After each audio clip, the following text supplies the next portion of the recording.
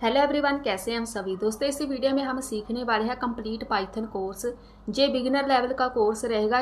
जिन student ने कभी भी पाइथन के साथ काम नहीं किया, कभी भी पाइथन को उसने यूज़ नहीं किया, उनके लिए ये बेस्ट कोर्स रहेगा। ये हमारा क्विक कोर्स है, मतलब पाइथन को बेसिक से लेके हम सीखने वाले हैं। इसके बाद एक नया कोर्स और बनाएंगे जो हमारा होगा एक एडवांस कोर्स, जिसमें हम एडवांस प्रोजेक्ट क्रिएट करेंगे। इस पूरे कोर्स में हम सीखने वाले हैं पाइथन का बेसिक, वेरिएबल क्या होता है, डेटा टाइप क्या होता है, फंक्शंस क्या होते हैं, कैसे काम करते हैं, लॉजिक कैसे क्रिएट करते हैं। जितनी हमारी बेसिक पाइथन है वो इस वीडियो में हम कवर करने वाले हैं। ये कोर्स स्पेशली उन स्टूडेंट्स के लिए है जिन्होंने कभी भी पाइथन को यूज़ नहीं किया। इसकी इंस्टॉलेशन कैसे होती है, कैसे यहाँ पे लाइब्रेरीज हम इंस्टॉल करते हैं, सब कुछ सीखेंगे। हमारे पास बहुत सारी प्रोग्रामिंग लैंग्वेजेस है। हर एक प्रोग्रामिंग लैंग्वेज का अपना ही एक काम होता है। कोई भी प्रोग्रामिंग लैंग्वेज हर एक फील्ड में फिट नहीं होती, सेम ऐसे ही पाइथन है। पाइथन को हम स्पेशल पर्पस के लिए यूज़ करते हैं। अगर हम वेबसाइट क्रिएट करने की बात करें, वहाँ पे हम पाइथन बहुत कम यूज़ करते हैं। अगर हम एआई या फिर आर्टिफिशियल इंटेलिजेंस या मशीन लर्निंग के साथ काम करना चाहते हैं, वहाँ पे हम हमेशा पाइथन को प्रेफर करते हैं। तो ऐसे ही अगर आप कोई भी प्रोजेक्ट क्रिएट करना चाहते हैं या किसी भी फील्ड में जाना चाहते हैं, उसके अकॉर्डिंग आपकी प्रोग्रामिंग लैंग्वेज होती है। अगर आप एक वेब डेवलपर बनना चाहते हैं, जरूरी नहीं आपने HTML CSS जावा स्क्रिप्ट मर्न या फिर मीन सीखनी है, आप पाइथन को साथ में जरूर ऐड करें। पाइथन के कंप्लीट कोर्स को मैंने 2 पार्ट्स में डिवाइड किया है। पहला जे वाला पार्ट होगा, मतलब बेसिक पार्ट। इसके बाद एक नया एडवांस कोर्स हम लॉन्च करेंगे जिसमें सारी एडवांस पाइथन हम सीखने वाले हैं। डेटा एनालिसिस कैसे करते हैं, एआई एंड मशीन लर्निंग के साथ काम कैसे करते हैं, सब कुछ इसमें जितनी भी हमारे पास एडवांस लाइब्रेरीज है वो हम सेकंड वीडियो में सीखने वाले हैं। इस पूरी वीडियो में हम यहाँ पे 2 प्रोजेक्ट क्रिएट करेंगे वीडियो के एंड में जाके, ताकि आपको पाइथन के साथ काम करना आ जाए। तो चलिए स्टार्ट करते हैं हमारी इस कंप्लीट वीडियो को। तो चलिए स्टार्ट करते हैं। सबसे पहले हमें इंस्टॉल करना पड़ेगा, हमें एक कोड एडिटर चाहिए और हमें पाइथन को इंस्टॉल करना है। सबसे पहले इंस्टॉल करते हैं हम बीएस कोड को। बीएस कोड हमारे लिए बेस्ट रहेगा। आप पाईचार्म भी यूज कर सकते हैं, लेकिन हम यहाँ पे बीएस कोड ही यूज करेंगे। कुछ भी डिफरेंस नहीं होता यहाँ पे, ये जस्ट कोड एडिटर होते हैं। इससे पहले हम जो कोड करते थे नोटपैड में करते थे, उसके बाद बीएस कोड आ गया। यहाँ पे विंडोज के लिए चाहिए, विंडोज पे क्लिक करना है आपने। जी, जहाँ से डाउनलोड हो जाएगा। अब यहाँ पे चलते हैं, पाइथन डाउनलोड करते हैं। पाइथन डाउनलोड, डाउनलोड पाइथन पे आपने क्लिक करना है। इनकी जो ऑफिशियल वेबसाइट है, ये वाली वेबसाइट है। यहाँ पे जो भी लेटेस्ट वर्जन होगा, हो सकता है आप ये वीडियो लेट देखें, जहाँ पे जो भी वर्जन आपको मिलेगा बस इस पे आपने क्लिक करना है। ये लेटेस्ट ही हमारे पास हमेशा होता है जो अभी पाइथन चल रही है। चलिए, दोनों हमारे पास इंस्टॉल हो चुके हैं। बीएस कोड को आपने ओपन करना है।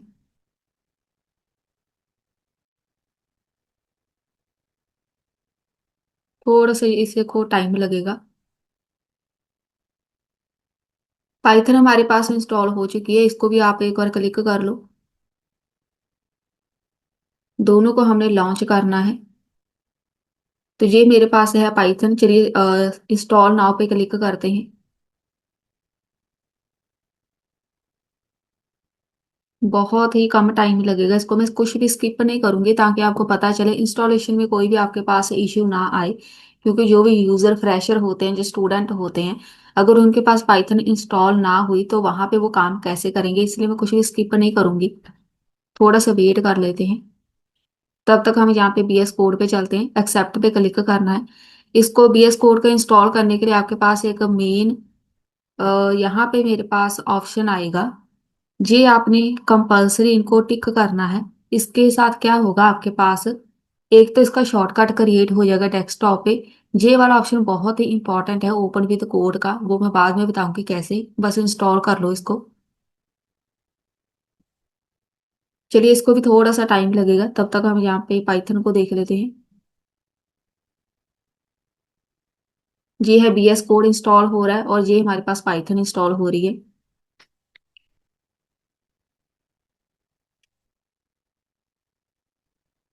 पाइथन ऑलमोस्ट हमारे पास कंप्लीट ही है।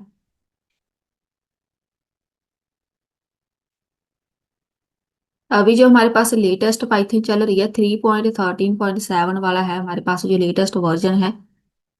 इससे पहले जो हमने वीडियो बनाई थी पाइथन कोर्स की, जब हमने स्टार्टिंग में बनाई थी प्ले लिस्ट, तब यहाँ पे पाइथन कुछ और थी। यहाँ पे ये सक्सेस हो चुका है। इसको क्लोज कर देते हैं। बस पाइथन का काम खत्म यहाँ पे। ये हो गया हमारे पास बीएस कोड भी। फिनिश पे क्लिक करेंगे। अब यहाँ पे हमने पाइथन को इंस्टॉल तो कर लिया, क्या हमारे पास ये वर्किंग में है या नहीं, इंस्टॉल हुई ही भी है या नहीं, वो हमने चेक करना है। यहाँ पे आ गए हम। इधर एक नई फाइल क्रिएट करते हैं, पहले मैं इसको बंद कर रही हूँ।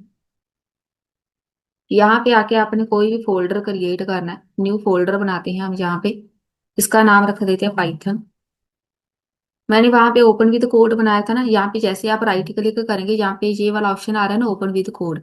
ये ऑप्शन तभी आएगा जब आपने वहां पे टिक किया था ओपन विद कोड वाले ऑप्शन पे। यहाँ पे हम कोई भी एक फाइल क्रिएट करते हैं इस फोल्डर में। Index dot P Y extension होती है इसकी, हमेशा ही डॉट पी वाई के नाम से इसको सेव करना है। यहाँ पे आप प्रिंट लिखो हेलो। इसको सेव किया। इसको हम एग्जीक्यूट कैसे करते हैं वो देखना। फर्स्ट प्रोग्राम है हमारा पाइथन का। यहाँ पे ये वाला आइकन है, इस पे क्लिक करना है आपने। अगर आपके पास पाइथन इंस्टॉल है तभी आपके पास आउटपुट आनी है, नहीं तो आपके पास कुछ भी नहीं आएगा। आपके पास यहाँ पे आउटपुट टर्मिनल में शो होती है हमेशा, मेरे पास यहाँ पे आउटपुट नहीं आ रही। वो क्यों नहीं आ रही, वो हमने एक गलती की है। यहाँ पे जब भी हम पाइथन को इंस्टॉल करते हैं, यहाँ पे हम अनइंस्टॉल कर रहे हैं, वो इसलिए क्योंकि मैं आपको बता दूं हमारे पास जो इशू है, बहुत सारे स्टूडेंट ऐसे होते हैं पाइथन को वो इंस्टॉल कर लेते हैं, लेकिन उनके पास बीएस कोड में पाइथन ऐड नहीं होती, ना ही एक्सटेंशन वहां पे आती है, ना ही प्रोग्राम एग्जीक्यूट होता है। वो ऐसा होता क्यों है, मैं यहाँ पे इसको जब अगेन इंस्टॉल करूंगी तब मैं बताती हूँ। पहले इसको अनइंस्टॉल करते हैं। यहाँ पे ये सक्सेसफुली अनइंस्टॉल हो चुकी है। अब हमने पाइथन को अगेन इंस्टॉल करना है। यहाँ पे ये वाली फाइल है ना, इसको आपने ओपन करना है। जैसे हमने पहले से ही इसको इंस्टॉल किया था, यहाँ से हमने एक स्किप कर दिया स्टेप, बहुत ही ज्यादा इंपॉर्टेंट है। यहाँ पे दो ऑप्शन आ रहे हैं, यूज एडमिन प्रिविलेज। यहाँ पे एक ऑप्शन है add Python dot E X E to path. हमने इसको पाथ में ऐड नहीं किया था, आपने दोनों ऑप्शन को टिक करना है कंपल्सरी।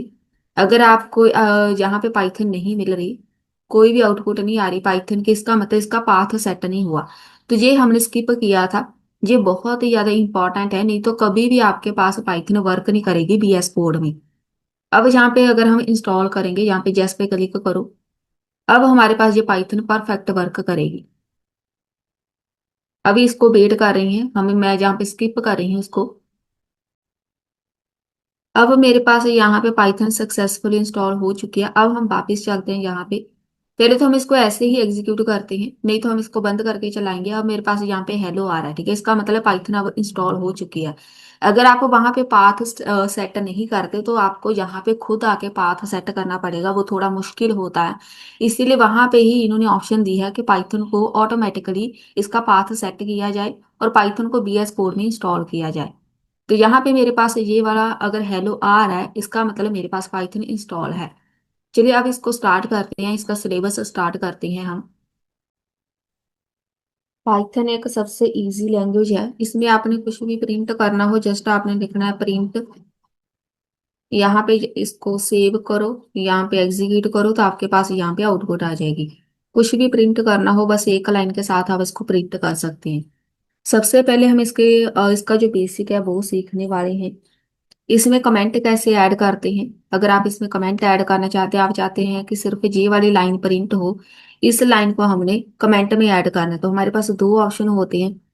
पहला ऑप्शन होता है कि हमने सिंगल लाइन कमेंट ऐड करना है, तो आपने लगाना है यहाँ पे हैश। अगर आप हैश लगा देंगे तो ये वाले जो हमारे पास एक लाइन है ये पूरी कमेंट में आ जाएगी और ये एग्जीक्यूट नहीं होगी, सिर्फ हेलो लिखा नजर आएगा। लेकिन अगर आपके पास मल्टीपल लाइंस है तो आपने यहाँ पे एक और लाइन लिख दी, यहाँ पे भी हेलो लिख दिया। आप चाहते हैं कि दो लाइंस को हमने कमेंट में ऐड करना है। मल्टी लाइन कमेंट ऐड करने के लिए आपने यहाँ पे तीन डबल कॉमास लगाने हैं। अगर आप इसको एग्जीक्यूट करेंगे तो मेरे पास सिर्फ ये वाली लाइन प्रिंट होनी है, बाकी की लाइंस जो मल्टीपल लाइंस है वो कमेंट में चली जाएंगी। तो आप ऐसे ही मल्टी लाइन कमेंट ऐड कर सकते हैं। अब यहाँ पे हमारे पास सबसे पहला कॉन्सेप्ट आता है वेरिएबल एंड डेटा टाइप्स क्या होते हैं। वेरिएबल को हम यहाँ पे यूज करते हैं डेटा को स्टोर करने के लिए। जो पाइथन है इसमें हमारे पास, जैसे अगर आप यहाँ पे लिखते हैं नेम, आपने यहाँ पे कुछ भी नेम लिख दिया, तो इसको हम बोलते हैं स्ट्रिंग डेटा टाइप। अगर आप इसको एग्जीक्यूट करेंगे तो हमारे पास यहाँ पे जो हेलो है इसको आप साथ में रिमूव कर देते हैं, इसको बाद में हम प्रिंट करा देंगे। डेटा टाइप हमारे पास अगर स्ट्रिंग ऐड करनी है तो आप यहाँ पे सिंपल लिखेंगे डबल कोट्स में। अगर आपने इंटीजर मतलब कोई नंबर ऐड करना है तो आप बिना डबल कोट के लिखेंगे। अगर आप यहाँ पे ऐड करना चाहते हैं फ्लोट वैल्यू, फ्लोट मतलब पॉइंट में वैल्यू ऐड करनी है, आप डायरेक्ट यहाँ पे ऐसे लिखो। अगर आप ट्रू एंड फॉल्स, फॉल्स मतलब यहाँ पे मेरे पास होता है या तो ट्रू होती है वैल्यू या फिर फॉल्स होती है, जिसको हम बूलियन बोलते हैं। तो वहां पे हम इसको ऐड कर सकते हैं ट्रू और फॉल्स, तो इसको हम बोलते हैं बूलियन। और ये हमारे पास होती है फ्लोट डेटा टाइप, मतलब डेसिमल पॉइंट के लिए। और ये होती है हमारे पास इंट मतलब इंटीजर। तो हमारे पास ये बेसिकली चार डेटा टाइप है जो पाइथन में हम ज्यादा यूज करते हैं। अगर आप इसको प्रिंट कराना चाहते हैं हर एक डेटा टाइप को, तो यहाँ पे लिखो प्रिंट। सबसे पहले नेम प्रिंट कराना है, उसके बाद एज है, फिर हाइट है, यहाँ पे बनाओ लास्ट वाला इज स्टूडेंट। इसको आप एग्जीक्यूट करो यहाँ से। तो यहाँ पे जो जो वैल्यू आपने लिखी है वो सारी प्रिंट हो जाएगी। ऐसे आप डायरेक्ट डेटा टाइप ऐड कर सकते हैं, कुछ भी यहाँ पे मेंशन करने की जरूरत नहीं है कि जैसे स्ट्रिंग है, इंट है, फ्लोट है। डायरेक्ट आप जो वैल्यू ऐड करेंगे बस उसको यहाँ पे डिफाइन कर दो। अगर आप यहाँ पे एज को डबल कोट्स में लिख देते हैं तो ये एक स्ट्रिंग बन जाएगी। स्ट्रिंग को डिफाइन करने का मेथड है सिंगल या डबल कोट में जो भी वैल्यू है वो एक स्ट्रिंग होगी। नेक्स्ट चलते हैं। यहाँ पे हमारे पास एक इनपुट एंड आउटपुट फंक्शन होते हैं पाइथन में। अगर आप यूजर से इनपुट गेट करना चाहते हैं इसको हम बोलते हैं टेकिंग इन। यूजर से हमने कोई वैल्यू गेट करनी है, जैसे एंटर योर नेम कुछ वैल्यू होती है, enter name, enter any number, तो मैं यहाँ पे लिखूंगी नेम। इसके लिए फंक्शन आता है इनपुट। इनपुट में आप कोई भी मैसेज लिखो, एंटर यूर नेम। यूजर से वैल्यू हमने गेट करनी है, एज लिख लो, यहाँ पे लिखो इंट, मतलब यहाँ पे डेटा टाइप आएगी। उसके बाद हम यहाँ पे इनपुट फंक्शन लगाएंगे, हम यहाँ पे मैसेज लिखेंगे एंटर यूर एज। जहाँ पे डेटा टाइप मेंशन करनी पड़ेगी अगर हमारे पास नंबर में कोई इनपुट है। तो यहाँ पे आउटपुट फंक्शन क्या होता है, जब हमने इसको प्रिंट करना हो आउटपुट फंक्शन हमारे पास हेलो, हेलो प्रिंट करना है, उसके लिए हम यहाँ पे प्रिंट यूज करेंगे। साथ में नेम लिख दो, नेम को प्रिंट करना है, यहाँ पे एग्जीक्यूट करो तो आपके पास यहाँ पे आ जाएगा एंटर योर नेम। तो यहाँ पे आप अपना नेम ऐड करो। तो यहाँ पे एज ऐड करनी है, यहाँ पे मेरे पास जो भी आएगा एंटर योर एज, यहाँ पे जो आपने एंटर किया था साथ में आपको आउटपुट दिखेगी। अगर आप इसको प्रिंट करना चाहते हैं, प्रिंट करना है, एज प्रिंट करो।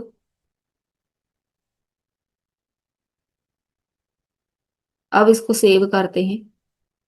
यूजर से आपने उसका नाम पूछना है तो यहाँ पे नाम लिखो, यहाँ पे एज पूछनी है, एज यहाँ पे लिख दो। यहाँ पे जो मैसेज आएगा ये वाला हमारे पास लास्ट में एक मैसेज आएगा, मतलब इनपुट गेट करनी है, enter your name, enter any number, enter two numbers. जो भी आप यूजर से गेट करना चाहते हैं वो आप इनपुट फंक्शन के थ्रू गेट करो। अगर आपने यहाँ पे कोई नंबर ऐड करना है या सैलरी गेट करनी है, सैलरी के लिए हम यहाँ पे फ्लोट यूज करेंगे। यहाँ पे एंटर योर सैलरी लिखना है क्योंकि वो हमारे पास वो डेसिमल में होती है। जैसे जैसे आप यहाँ पे इनपुट गेट करेंगे उस अकॉर्डिंग आपने यहाँ पे डेटा टाइप ऐड करनी है। नेक्स्ट चलते हैं। अगर मैं यहाँ पे लिखूं x is equal to 10, y is equal to 2.5, आप इसको डायरेक्ट प्रिंट कर सकते हैं। टाइप हमने इसकी गेट करनी है, इसके लिए हमारे पास ये वाला फंक्शन आता है टाइप, मतलब यहाँ पे बाई की डेटा टाइप क्या है इसके लिए हम यहाँ पे टाइप फंक्शन यूज करेंगे। ये एक फ्लोट है, फ्लोट क्यों है, यहाँ पे डेसिमल लगा हुआ है। अगर आप यहाँ से डेसिमल रिमूव कर देंगे तो यहाँ पे मेरे पास इंट आ जाएगा। आप किसी भी वेरिएबल की डेटा टाइप यहाँ पे गेट कर सकते हैं। ऑपरेटर एंड एक्सप्रेशंस हम इसमें अब सीखने वाले हैं। ऑपरेटर्स क्या होता है, एक्सप्रेशन क्या होते हैं। हमारे पास यहाँ पे कोई भी लॉजिक को क्रिएट करना है, अर्थमेटिक ऑपरेशन आपने परफॉर्म करने हैं, मतलब आपने यहाँ पे कुछ प्लस करना है। ए इज इक्वल टू 10 है, बी इज इक्वल टू 6 है या 7, तो आप यहाँ पे प्रिंट कर दो डायरेक्ट ऐड। यहाँ पे कुछ भी आपको डिफाइन करने की जरूरत नहीं है, बस आपने लिखना है ए प्लस बी। आपको डायरेक्ट प्लस होकर यहाँ पे ये वाला रिजल्ट मिलेगा। सेम ऐसे ही आप सारे फंक्शन परफॉर्म कर सकते हैं। ऐड करना है, सब्ट्रैक्ट करना है, आप डायरेक्ट लिखो ए माइनस बी। एक साथ सारे फंक्शन परफॉर्म करने हैं। मल्टीप्लाई करना है, डिवीजन करनी है, मॉडुलस फाइंड करना है, पावर आपने फाइंड करनी है। उसके लिए हमारे पास मेथड क्या है, यहाँ पे मल्टीप्लाई लगा दो। डिवीजन करनी है तो डिवीजन के लिए यहाँ पे डिवाइड का लगाओ। मॉडुलस करना है तो यहाँ पे मॉडुलस का बना दो। अगर आपने पावर को गेट करना है, इसकी पावर क्या होगी, तो यहाँ पे डबल मल्टीप्लाई आएगा। अब आप इसको अगर एग्जीक्यूट करेंगे आपको एक साथ सारी आउटपुट दिखेगी। एडिशन सब्ट्रैक्शन मल्टीप्लाई हो गया, डिवीजन करके ये आंसर आएगा। मॉडुलस मतलब रिमाइंडर कितना बचा है, इसकी पावर क्या है। तो ये हमारे पास कुछ ऑपरेटर होते हैं, अर्थमेटिक ऑपरेशन जिसको बोलते हैं। सेम ऐसे ही हमारे पास असाइनमेंट ऑपरेटर होते हैं। असाइनमेंट ऑपरेटर होते हैं मतलब हमने वैल्यू कोई असाइन करनी है। X is equal to 5 value assign कर दी, X plus is equal to 3 add कर दिया। तो ये क्या करेगा हमारे पास, एक्स को एक्स प्लस 3 करेगा। प्लस इज इक्वल टू बहुत ही इंपॉर्टेंट ऑपरेटर है। इसके साथ हम होता क्या है, जो आपके पास प्रीवियस वैल्यू है उसको भी वो साथ में लेके जाएगा और नई वैल्यू ऐड कर देगा। अगर एक्स की वैल्यू पहले 1 थी, 1 + 2 किया 3 आ गई, अब एक्स की वैल्यू 3 है, 3 + 2 करेंगे तो 5 आंसर आएगा। ऐसे ये प्रीवियस वैल्यू भी साथ में लेके जाएगा। आप इसको प्रिंट कर लो। एक्स को प्रिंट किया, डायरेक्ट आउटपुट आ जाएगी आपके पास, 8 आंसर आ गया। तो दोनों को इसने प्लस कर दिया। यहाँ पे प्लस कैसे हुआ, एक्स की वैल्यू पहले 5 थी, उसमें हमने 3 ऐड करना है, तो एक्स की पहले वैल्यू क्या थी, एक्स 5 + 3। तो यहाँ पे प्लस इज इक्वल टू लगाने का मतलब है कि हमने पिछली वैल्यू भी साथ में ऐड करनी है। यहाँ पे हमारे पास और ऑपरेटर होते हैं। अब मैं यहाँ पे ऐड करूंगी वाई, वाई की वैल्यू ऐड कर दी 3। प्रिंट करना है A double is equal to B, क्या ए बी के इक्वल है। नेक्स्ट है हमारे पास A not is equal to B, logical operator इसको बोलते हैं। क्या ए ग्रेटर देन बी है, ए लेस देन बी है। और जहां पे मैं ए एंड बी कर रही हूँ, क्योंकि मैंने वहां पे ए बी लिख दिया है, यहाँ पे लिख दो B.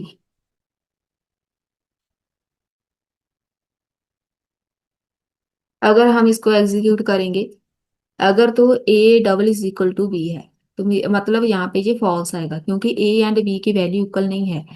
A not is equal to B है, ट्रू आएगा क्योंकि ये दोनों नॉट इक्वल है। ए ग्रेटर देन बी है तो ये भी ट्रू होगा क्योंकि 5 > 3 है। ए लेस देन बी है तो ये फॉल्स होगा क्योंकि 5 <3 नहीं है। तो यहाँ पे इसको, ये सब ऑपरेटर्स को हम कंपैरिजन ऑपरेटर बोलते हैं। कंपेयर करना होता है कि पहला नंबर दूसरे नंबर के साथ कंपेयर करके चेक करना, लेस देन है, ग्रेटर देन है, इक्वल है। सेम ऐसे ही हमारे पास लॉजिकल ऑपरेटर होते हैं। नेक्स्ट हमारे पास आता है, इसको हम 3 ऑपरेटर होते हैं जी हमारे पास, लॉजिकल ऑपरेटर इसको बोलते हैं। 3 ऑपरेटर होते हैं, एंड और नॉट। तो यहाँ पे कोई भी वैल्यू हम लगाते हैं, एक्स इज इक्वल टू 10 है, वाई इज इक्वल टू 5 है। तो यहाँ पे सबसे पहले एंड ऑपरेटर वर्क कैसे करता है, एंड को समझने के लिए आप यहाँ पे इसको ऐसे समझो। अगर आप 1 को मल्टीप्लाई करते हैं 0 के साथ, तो एंड ऑपरेटर में आपके पास दोनों कंडीशन ट्रू होनी चाहिए। 1 को मल्टीप्लाई करेंगे 0 के साथ तो 0 आंसर आएगा। अगर 1 को मल्टीप्लाई किया जाएगा 1 के साथ तो हमारे पास पॉसिबिलिटी है कि 1 आंसर आएगा। अगर हम 0 को मल्टीप्लाई करते हैं 1 के साथ तब भी 0 आना है, 0 को मल्टीप्लाई करते हैं 0 के साथ तब भी 0 आना है। इसको हम बोलते हैं एंड ऑपरेटर। यहाँ पे सिर्फ और सिर्फ तभी हमारे पास ट्रू आंसर आएगा जब दोनों कंडीशन ट्रू होनी है। तो यहाँ पे हम कैसे लिखेंगे, x greater than 5 है एंड y less than 10 है। तो मेरे पास यहाँ पे पॉसिबिलिटी है कि आंसर क्या आना चाहिए। अगर मेरे पास यहाँ पे x की वैल्यू greater than 5 है तो है मेरे पास ये कंडीशन ट्रू है। y less than 10 है तो ये भी कंडीशन ट्रू है। इसका मतलब 1 × 1 = 1। दोनों कंडीशन जब ट्रू होगी तो मेरे पास रिजल्ट ट्रू आएगा। ये होता है हमारे पास एंड भी। अगर हम और की बात करें, यहाँ पे 1 + 1 = 1 होगा, 1 + 0 = 1 होगा, 0 + 1 = 1 होगा, और 0 + 0 = 0 होगा। इसका मतलब है इसमें से और ऑपरेटर में कोई भी एक कंडीशन अगर ट्रू होगी तो रिजल्ट ट्रू आएगा। अगर दोनों फॉल्स है तब ही हमारे पास रिजल्ट फॉल्स आएगा। कैसे, प्रिंट किया हमने x greater than 15 है और y less than 10 है। अगर हम इसको सेव एग्जीक्यूट करके देखें तो मेरे पास ट्रू आएगा। x greater than 15 है, नहीं है, x की वैल्यू 10 है, यहाँ पे y less than 10 है, तो ये कंडीशन ट्रू है। मतलब एक कंडीशन ट्रू हुई, कौन सी हुई, पहले वाली कंडीशन फॉल्स होगी, इसका मतलब पहले वाली जीरो है। 1 का मतलब है ट्रू, 0 का मतलब है फॉल्स। पहले वाली कंडीशन फॉल्स है, दूसरी वाली हमारे पास ट्रू है, तो रिजल्ट हमारे पास क्या आना था, ट्रू। बिल्कुल सही चल रही है कंडीशन। लेकिन अगर हमारे पास यहाँ पे बोले प्रिंट एक्स की वैल्यू, दोनों कंडीशन फॉल्स होनी चाहिए। एक्स है मेरे पास less than 5, कंडीशन गलत होगी, और वाई है मेरे पास less than 2। अब मेरे पास रिजल्ट क्या आएगा, यहाँ पे फॉल्स आएगा क्योंकि दोनों कंडीशन फॉल्स हो गई। 0 + 0 = 0। सेम ऐसे ही हमारे पास एक नॉट होता है। नॉट कैसे वर्क करता है, इसको लगाते ऐसे हैं, ये थोड़ा सा डिफरेंट है। x =10, ये फॉल्स आएगा, ये ऑपोजिट वर्क करता है। ट्रू है तो फॉल्स आएगा, फॉल्स है तो ट्रू आएगा। x 10 के इक्वल है, हाँ है, लेकिन रिजल्ट इसका ऑपोजिट आना है क्योंकि नॉट लगा हुआ है। अगर ट्रू है तो फॉल्स कर दो, फॉल्स है तो ट्रू कर दो। अगर यहाँ पे हम लिख देंगे नॉट, यहाँ पे लिख दो 5,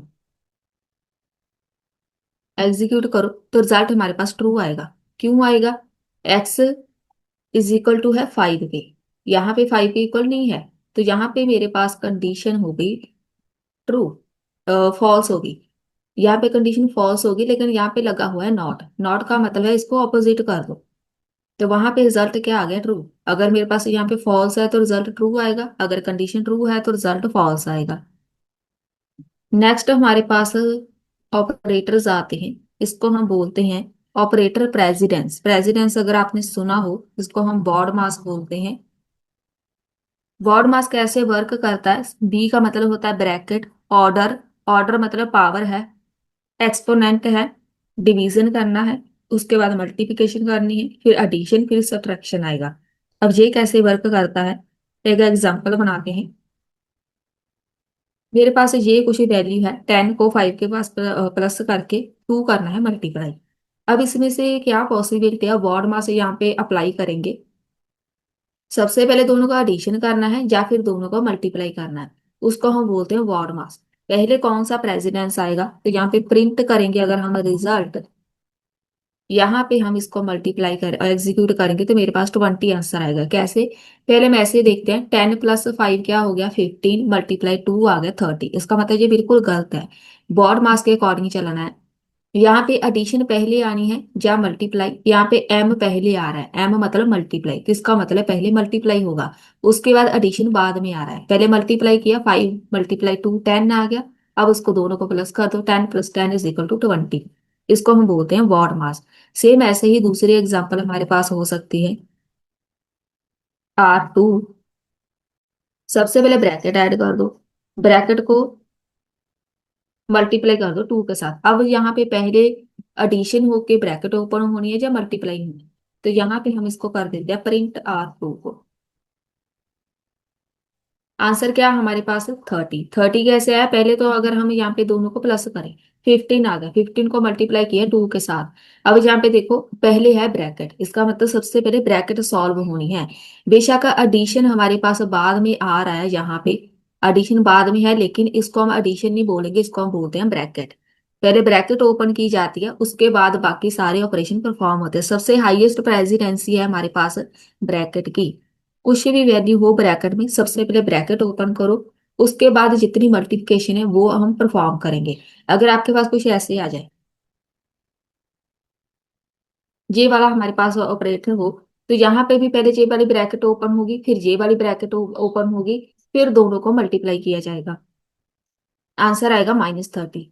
तो आप इसको कैलकुलेट करके देखना ना, आप अपने अकॉर्डिंग भी इसको कोई एग्जांपल बना के देखना कि आपके पास रिजल्ट सही आ रहा है या नहीं। तो ये हमारे पास कुछ ऑपरेटर्स थे। नेक्स्ट हमारे पास कॉन्सेप्ट आता है, इसको हम इफ स्टेटमेंट बोलते हैं। हमारे पास कितनी कंडीशंस होती हैं, कंडीशनल ऑपरेटर कैसे यूज करते हैं, कंडीशंस कैसे लगाते हैं, वो इस वीडियो में हम सीखने वाले हैं। कंट्रोल फ्लो हमारा मेन टॉपिक रहेगा। कंट्रोल फ्लो मतलब फ्लो कोड का किस तरफ जा रहा है, हमने उसको कंट्रोल करना है। कंट्रोल फ्लो का मतलब होता है कि प्रोग्राम के फ्लो को कंडीशन के बेस पे हमने डिसाइड करना है कि क्या आउटपुट आएगी, कंडीशंस हमने लगानी है। यहाँ पे हमारे पास बेसिकली इफ आती है, इफ एल्स इफ आती है। कैसे ये काम करती है कंडीशन, सबसे पहले हमारे पास आएगी इफ स्टेटमेंट। इफ, यहाँ पे आएगी कंडीशन। ये है हमारे पास इसका सिंटैक्स। लगाते कैसे हैं हम, यहाँ पे इसको बोलेंगे इफ कंडीशन को एग्जांपल के लिए हम समझते हैं। ए इज इक्वल टू 20 है, तो कंडीशन क्या रहेगी, इफ एज, एज लिख देते हैं। इफ एज, अगर age greater than is equal to 18 है, तो हमारे पास क्या प्रिंट होना चाहिए। तो यहाँ पे हम लिख देते हैं you are eligible for board. अगर हम इसको एग्जीक्यूट कर दें, तो हमारे पास यहाँ पे जे मैसेज प्रिंट होगा, इसका मतलब कंडीशन ट्रू है। अगर हम यहाँ पे लिख दें 10 लिख दें, तो मेरे पास कंडीशन यहाँ पे फॉल्स हो जाएगी। तो यहाँ पे हमारे पास आउटपुट कुछ भी नहीं है, क्योंकि हमने यहाँ पे फॉल्स कंडीशन का कोई कोड ही नहीं लगाया। ये सिर्फ कोड था कि अगर आपके पास कंडीशन ट्रू है, तो हमारे पास ये वाला कोड दिखेगा जो आउटपुट में आएगा। इसको हम बोलते हैं इफ कंडीशन। नेक्स्ट हमारे पास आता है इफ एल्स। एल्स क्यों इसमें ऐड किया था, यहाँ पे मेरे पास अगर कंडीशन गलत हो गई, तो हमें यहाँ पे एक एल्स में एक नया मैसेज प्रिंट कराने को मिल जाता है कि हम यहाँ पे इसको बोलेंगे यू आर नॉट एलिजिबल।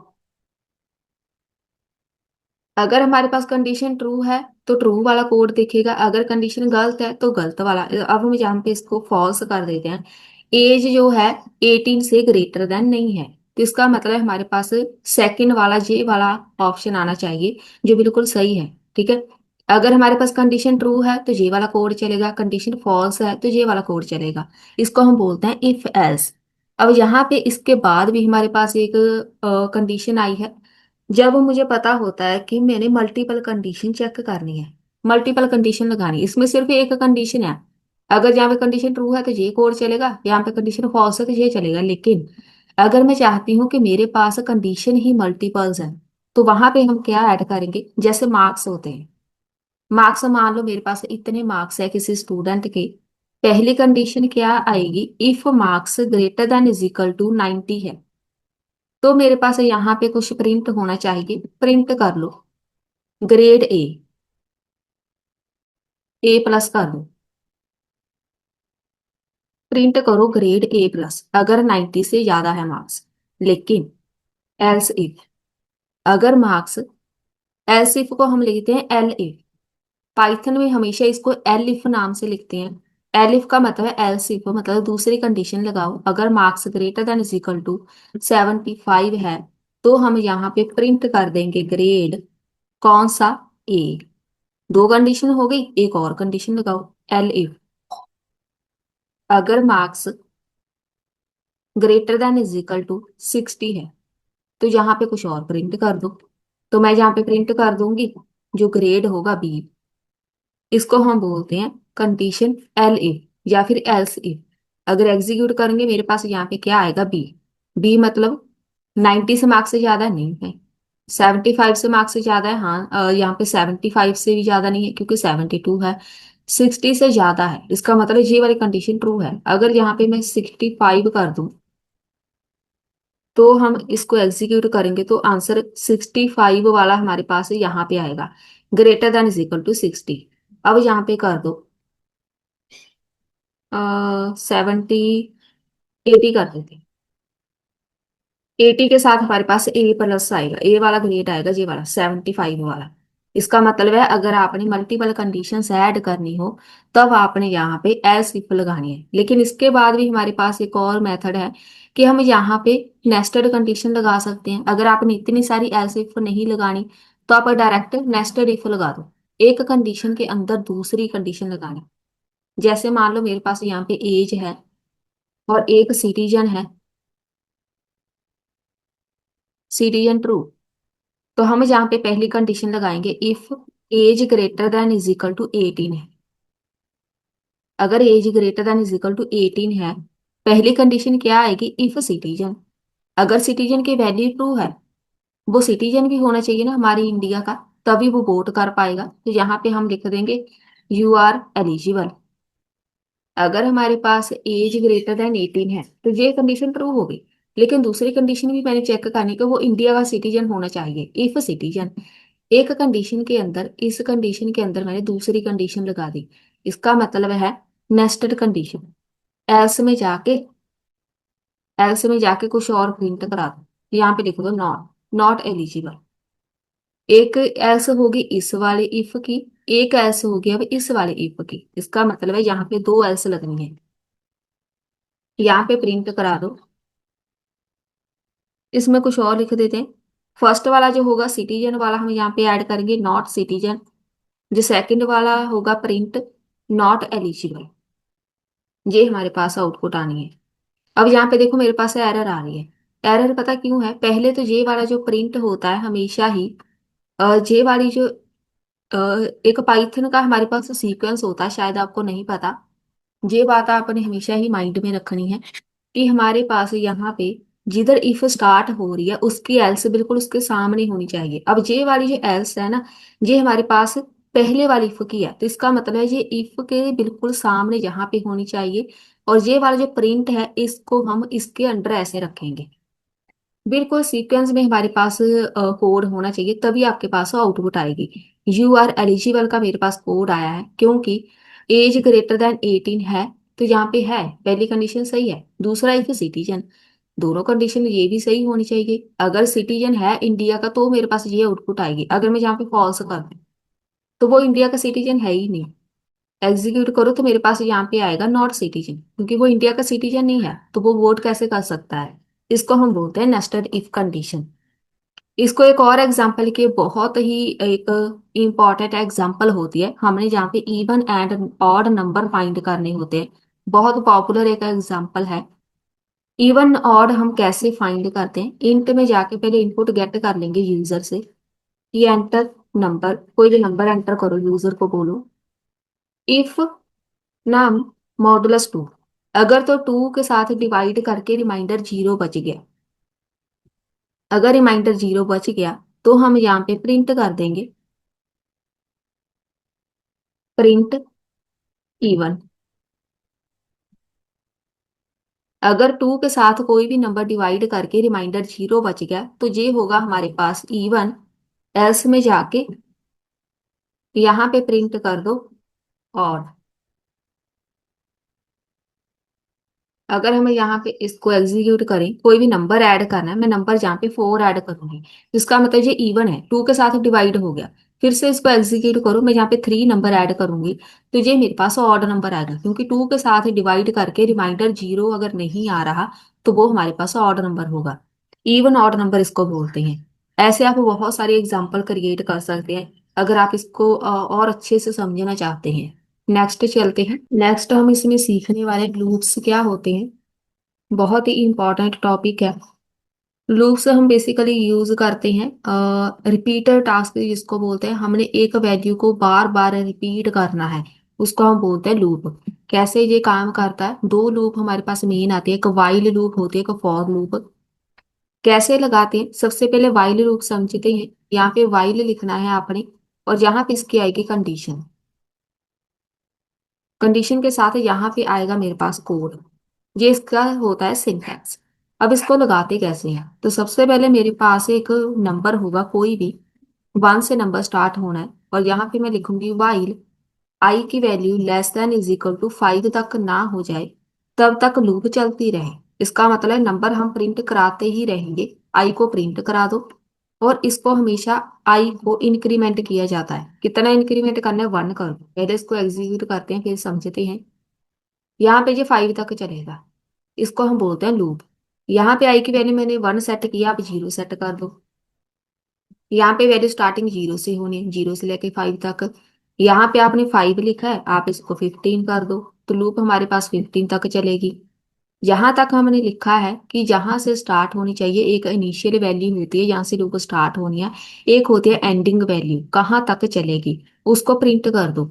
अब यहाँ पे ये इंक्रीमेंट करना कंपलसरी है। अगर आप यहाँ पे इंक्रीमेंट नहीं करेंगे, मैंने यहाँ पे आई को डायरेक्ट प्रिंट करा दिया, तो वो बस 15 बार यहाँ पे 0 को प्रिंट कर देगा। लेकिन हम चाहते हैं कि नहीं, ये इंक्रीमेंट होके एक सीरीज प्रिंट होनी चाहिए। तो मेरे पास यहाँ पे आएगा। अब इस लूप को हमें बंद करना पड़ेगा। इनफिनिट लूप इसको बोलते हैं। अगेन इसको स्टार्ट करते हैं। अगर आप चाहते हैं कि मेरे पास यहाँ पे 15 तक वैल्यू जाएगी, तो इसका मतलब है हमें यहाँ पे एक इंक्रीमेंट ऐड करना पड़ेगा, ताकि एक एक वैल्यू प्लस होती रहे। सेम ऐसे ही आप इनको प्लस कर सकते हैं। जितनी मेरे पास सीरीज बनी है, 5 तक मैंने सीरीज बनाई है। ये एक टास्क होता है, बहुत ही छोटा सा टास्क आपको बोल सकते हैं, कि पहले 10 नंबर को प्रिंट करके, उनको सीरीज प्रिंट करके उनका सम करना है। कैसे करेंगे, यहाँ पे एक वेरिएबल और आएगा टोटल नाम से। टोटल हमेशा 0 से स्टार्ट करना है आपने। कितने नंबर प्रिंट कराने, पहले 5 को प्रिंट करा दें। 5 नंबर मेरे पास प्रिंट है, इनको प्रिंट भी करना है और इनका टोटल भी करना है। तो टोटल कैसे करेंगे, total plus is equal to, यहाँ पे मेरे पास आई की वैल्यू को प्लस कर दो। आई की वैल्यू क्या है, 0 +1 +2 +3, उसको टोटल में ऐड कर दो। तो यहाँ पे मेरे पास जो इंक्रीमेंट आना है, आई प्लस इज इक्वल टू 1 आएगा। एक एक करके प्रिंट भी करना है और प्लस भी करना है। तो यहाँ पे टोटल को प्रिंट कर दो।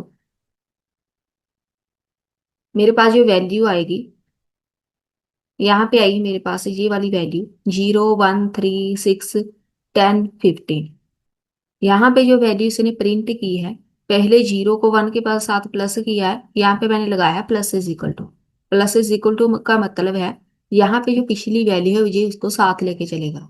यहाँ पे आउटपुट कैसे है, 0 +1 = 1 आया, उसको अगेन प्लस किया। उसके बाद जो वैल्यू आई, मान लो 2 आ गई, जब 1 आ गया उसको नेक्स्ट वाली सीरीज में प्लस किया 3 के साथ। 4 आ गया, उसको 4 जो आया है उसको 6 के साथ प्लस किया। मतलब जो प्रीवियस वैल्यू है उसको वो साथ में लेके जाएगा, और यहाँ पे एक एक वैल्यू को इंक्रीमेंट भी करता जाएगा और प्लस भी करता जाएगा। सेम ऐसे आप इसको रेंज के साथ भी लगा सकते हैं। ये तो हो गई हमारे पास वाइल लूप। सेम ऐसे आप फॉर लूप लगाओ। फॉर लूप के साथ क्या होता है, ये तो वाइल लूप है जिसका सिंटेक्स है। आप एक फॉर लूप भी बना सकते हैं। फॉर लूप का मेन मकसद था कि एक लाइन में सब कुछ ऐड कर दो। यहाँ पे मेरे पास एक वेरिएबल है इन रेंज। इन रेंज का मतलब है आप यहाँ पे एक स्टार्ट वैल्यू लिखो, एक स्टॉप वैल्यू लिखो, और यहाँ पे स्टेप लिख दो। स्टेप मतलब कितने वहां पे स्टेप आने चाहिए, 1 2 3, 1 3 5 ऐसे आने चाहिए। तो ये मेरे पास इसका है syntax, for loop with range. अब ये वर्क कैसे करेगा, मैंने यहाँ पे एक फॉर लूप लगानी है। For I in range 5। अब यहाँ पे जो पहले वाइल लूप थी उसको देखना, और यहाँ पे ये मेरे पास फॉर लूप है। बस इतनी ही हमारे पास फॉर लूप आनी है। आप डायरेक्ट इसको एग्जीक्यूट करो और यहाँ पे आपके पास सीरीज प्रिंट हो जाएगी। वाइल लूप को हम बहुत कम यूज करते हैं, ज्यादातर हम फॉर लूप लगाते हैं। तो यहाँ पे आप इसकी रेंज सेट करो 15। तो आपके पास यहाँ पे वैल्यू आएगी 15 तक। अब ये 14 तक आ रही है क्योंकि आई की वैल्यू बाय डिफॉल्ट 0 ये सेट करता है, ठीक है। अब यहाँ पे आप 1 से लेके 10 तक नंबर प्रिंट करना चाहते हो, तो मैं यहाँ पे 1 से 11 तक लिख दूंगी। 1 से 11 डायरेक्ट आप इसकी रेंज सेट कर सकते हैं कि 1 से लेके 11 तक हो। 1 से लेके आप 5 तक कर लो, रेंज सेट कर दो 1 से लेके 5 तक। तो यहां से ये स्टार्ट करेगा 1 से लेके 5 तक। फाइव मतलब यहाँ पे ये फाइव तक लूप चलेगी, फाइव को ये प्रिंट नहीं कराएगा, क्योंकि ना हमने लेस देन लगाया, ना ही इक्वल टू लगाया है, और ना ही ग्रेटर देन लगा हुआ है। सेम ऐसे ही आप इसको इवन ऑड में भी प्रिंट करा सकते हैं। यहाँ पे हम रेंज लिख देंगे, 2 से स्टार्ट हो 11, यहाँ पे मैं लिख दूंगी 2, और प्रिंट कर दो आई को। अब मेरे पास जो वैल्यू आएगी 2 4 6 8 10, क्या मेरे पास आया है, रेंज मैंने स्टार्ट की है 2 से लेके 11 तक नंबर प्रिंट होने चाहिए। अब ये 2 मैंने क्यों लिखा हुआ है, पहले हमने प्रिंट किए थे इवन ऑड नंबर, वहां पे मॉडुलस लिखा था 2, इसका मतलब जो 2 के साथ डिवाइड हो जाए वो नंबर यहाँ पे सीरीज प्रिंट कर दो। कहाँ तक प्रिंट करनी है, 11 तक। आप इसको 5 तक बोल दो, 5 तक बोल दो तो यहाँ पे सिर्फ 2 और 4 आएगा। यहाँ पे आप वैल्यू चेंज कर दो, जैसे जैसे वैल्यू चेंज करते जाएंगे इसकी आउटपुट यहाँ पे चेंज होती जाएगी। यहाँ पे इवन लिख दो, यहाँ पे 1 4 आएगा, 1 भी साथ में आएगा। जैसे जैसे आप इसको प्रिंट कराएंगे, जैसे जैसे वैल्यू चेंज करेंगे, वैसे वैसे ये आउटपुट देता जाएगा। यहाँ पे ऐसे ही हमारे पास एक नेस्टेड लूप आता है। नेस्टेड लूप का मतलब है एक लूप के अंदर एक दूसरी लूप लगानी है। यहाँ पे फॉर लूप पहली है, इन रेंज 1 से लेके 4 तक नंबर प्रिंट करने हैं। यहाँ पे ऐड करो एक फॉर लूप और लगाओ, ये दूसरी लूप है। यहाँ पे हम लिख देंगे रेंज 1 से लेके 4 तक, दो सीरीज प्रिंट करनी है, तो यहाँ पे हम लिख देंगे प्रिंट आई की वैल्यू प्रिंट करनी है, साथ में यहाँ पे स्टार करना है प्रिंट। अब देखो जी आउटपुट क्या आएगी, पहले आउटपुट देखते हैं फिर इसको समझते हैं। इज इक्वल टू आई को मल्टीप्लाई कर दो जे के साथ, प्रिंट कर दो, आइफन प्रिंट कर देते हैं। फिर इसकी आउटपुट देखो क्या आएगी मेरे पास, ये आया, ये है क्या मेरे पास टेबल बन के आया। अगर आप इसकी आउटपुट देखेंगे ना, ये देखो टेबल है, 1 × 1 1 × 2 2, 3 आ गया, 2 × 1 2 2 2 का 4 2 3 6। ये एक टेबल की तरह इसने हमें आउटपुट दी है। इसके लिए हम यहाँ पे ज्यादातर फॉर लूप बनाते हैं, एक बार में हम ज्यादा वैल्यूज प्रिंट कर सकते हैं। मल्टीप्लिकेशन टेबल ऐसे बनता है। अब ये लॉजिक क्या है, दो लूप हमें यहाँ पे चाहिए, एक ये फर्स्ट रो है, उसके बाद ये सेकंड रो है, ठीक है। दो लूप इसके लिए चाहिए, कहाँ तक चलेगी, 1 से लेके 4 तक। जे की लूप कहाँ तक चलेंगे, सेम जहां तक पहली लूप चली सी, 1 से लेके 4 तक। इसका मतलब 3 तक इसने वैल्यू प्रिंट कराई है। अब मल्टीप्लाई कैसे करना है, पहले आई को प्रिंट करा दो। आई क्या है, 1 से लेके 3 तक ये वैल्यू प्रिंट कराएगा। यहाँ पे देखो 3 तक प्रिंट हो रही है। जो दूसरी है, पहले यहाँ पे स्टार मल्टीप्लाई कर दो, सेंटर में मेरे पास यहाँ पे स्टार है तो स्टार मल्टीप्लाई कर दो। उसके बाद जे को प्रिंट कर दो, जे की वैल्यू भी सेम रहेगी, जैसे 1 2 3 4 है, इसकी वैल्यू भी सेम रहनी है। उसके बाद मुझे इज इक्वल टू चाहिए, और आई एंड जे को दोनों को मल्टीप्लाई कर दो। मल्टीप्लाई करके हमारे पास ये आउटपुट आएगी। ये ऑप्शनल है, अगर आप इसको ऐड नहीं करना चाहते तो आपके पास ये हाइफन नहीं आएगा, डायरेक्ट आपके पास आउटपुट आएगी बिना ऐसे। ये वाला टेबल आपके पास प्रिंट होना है, ये सिर्फ आपके आउटपुट को एक लुक देने के लिए है।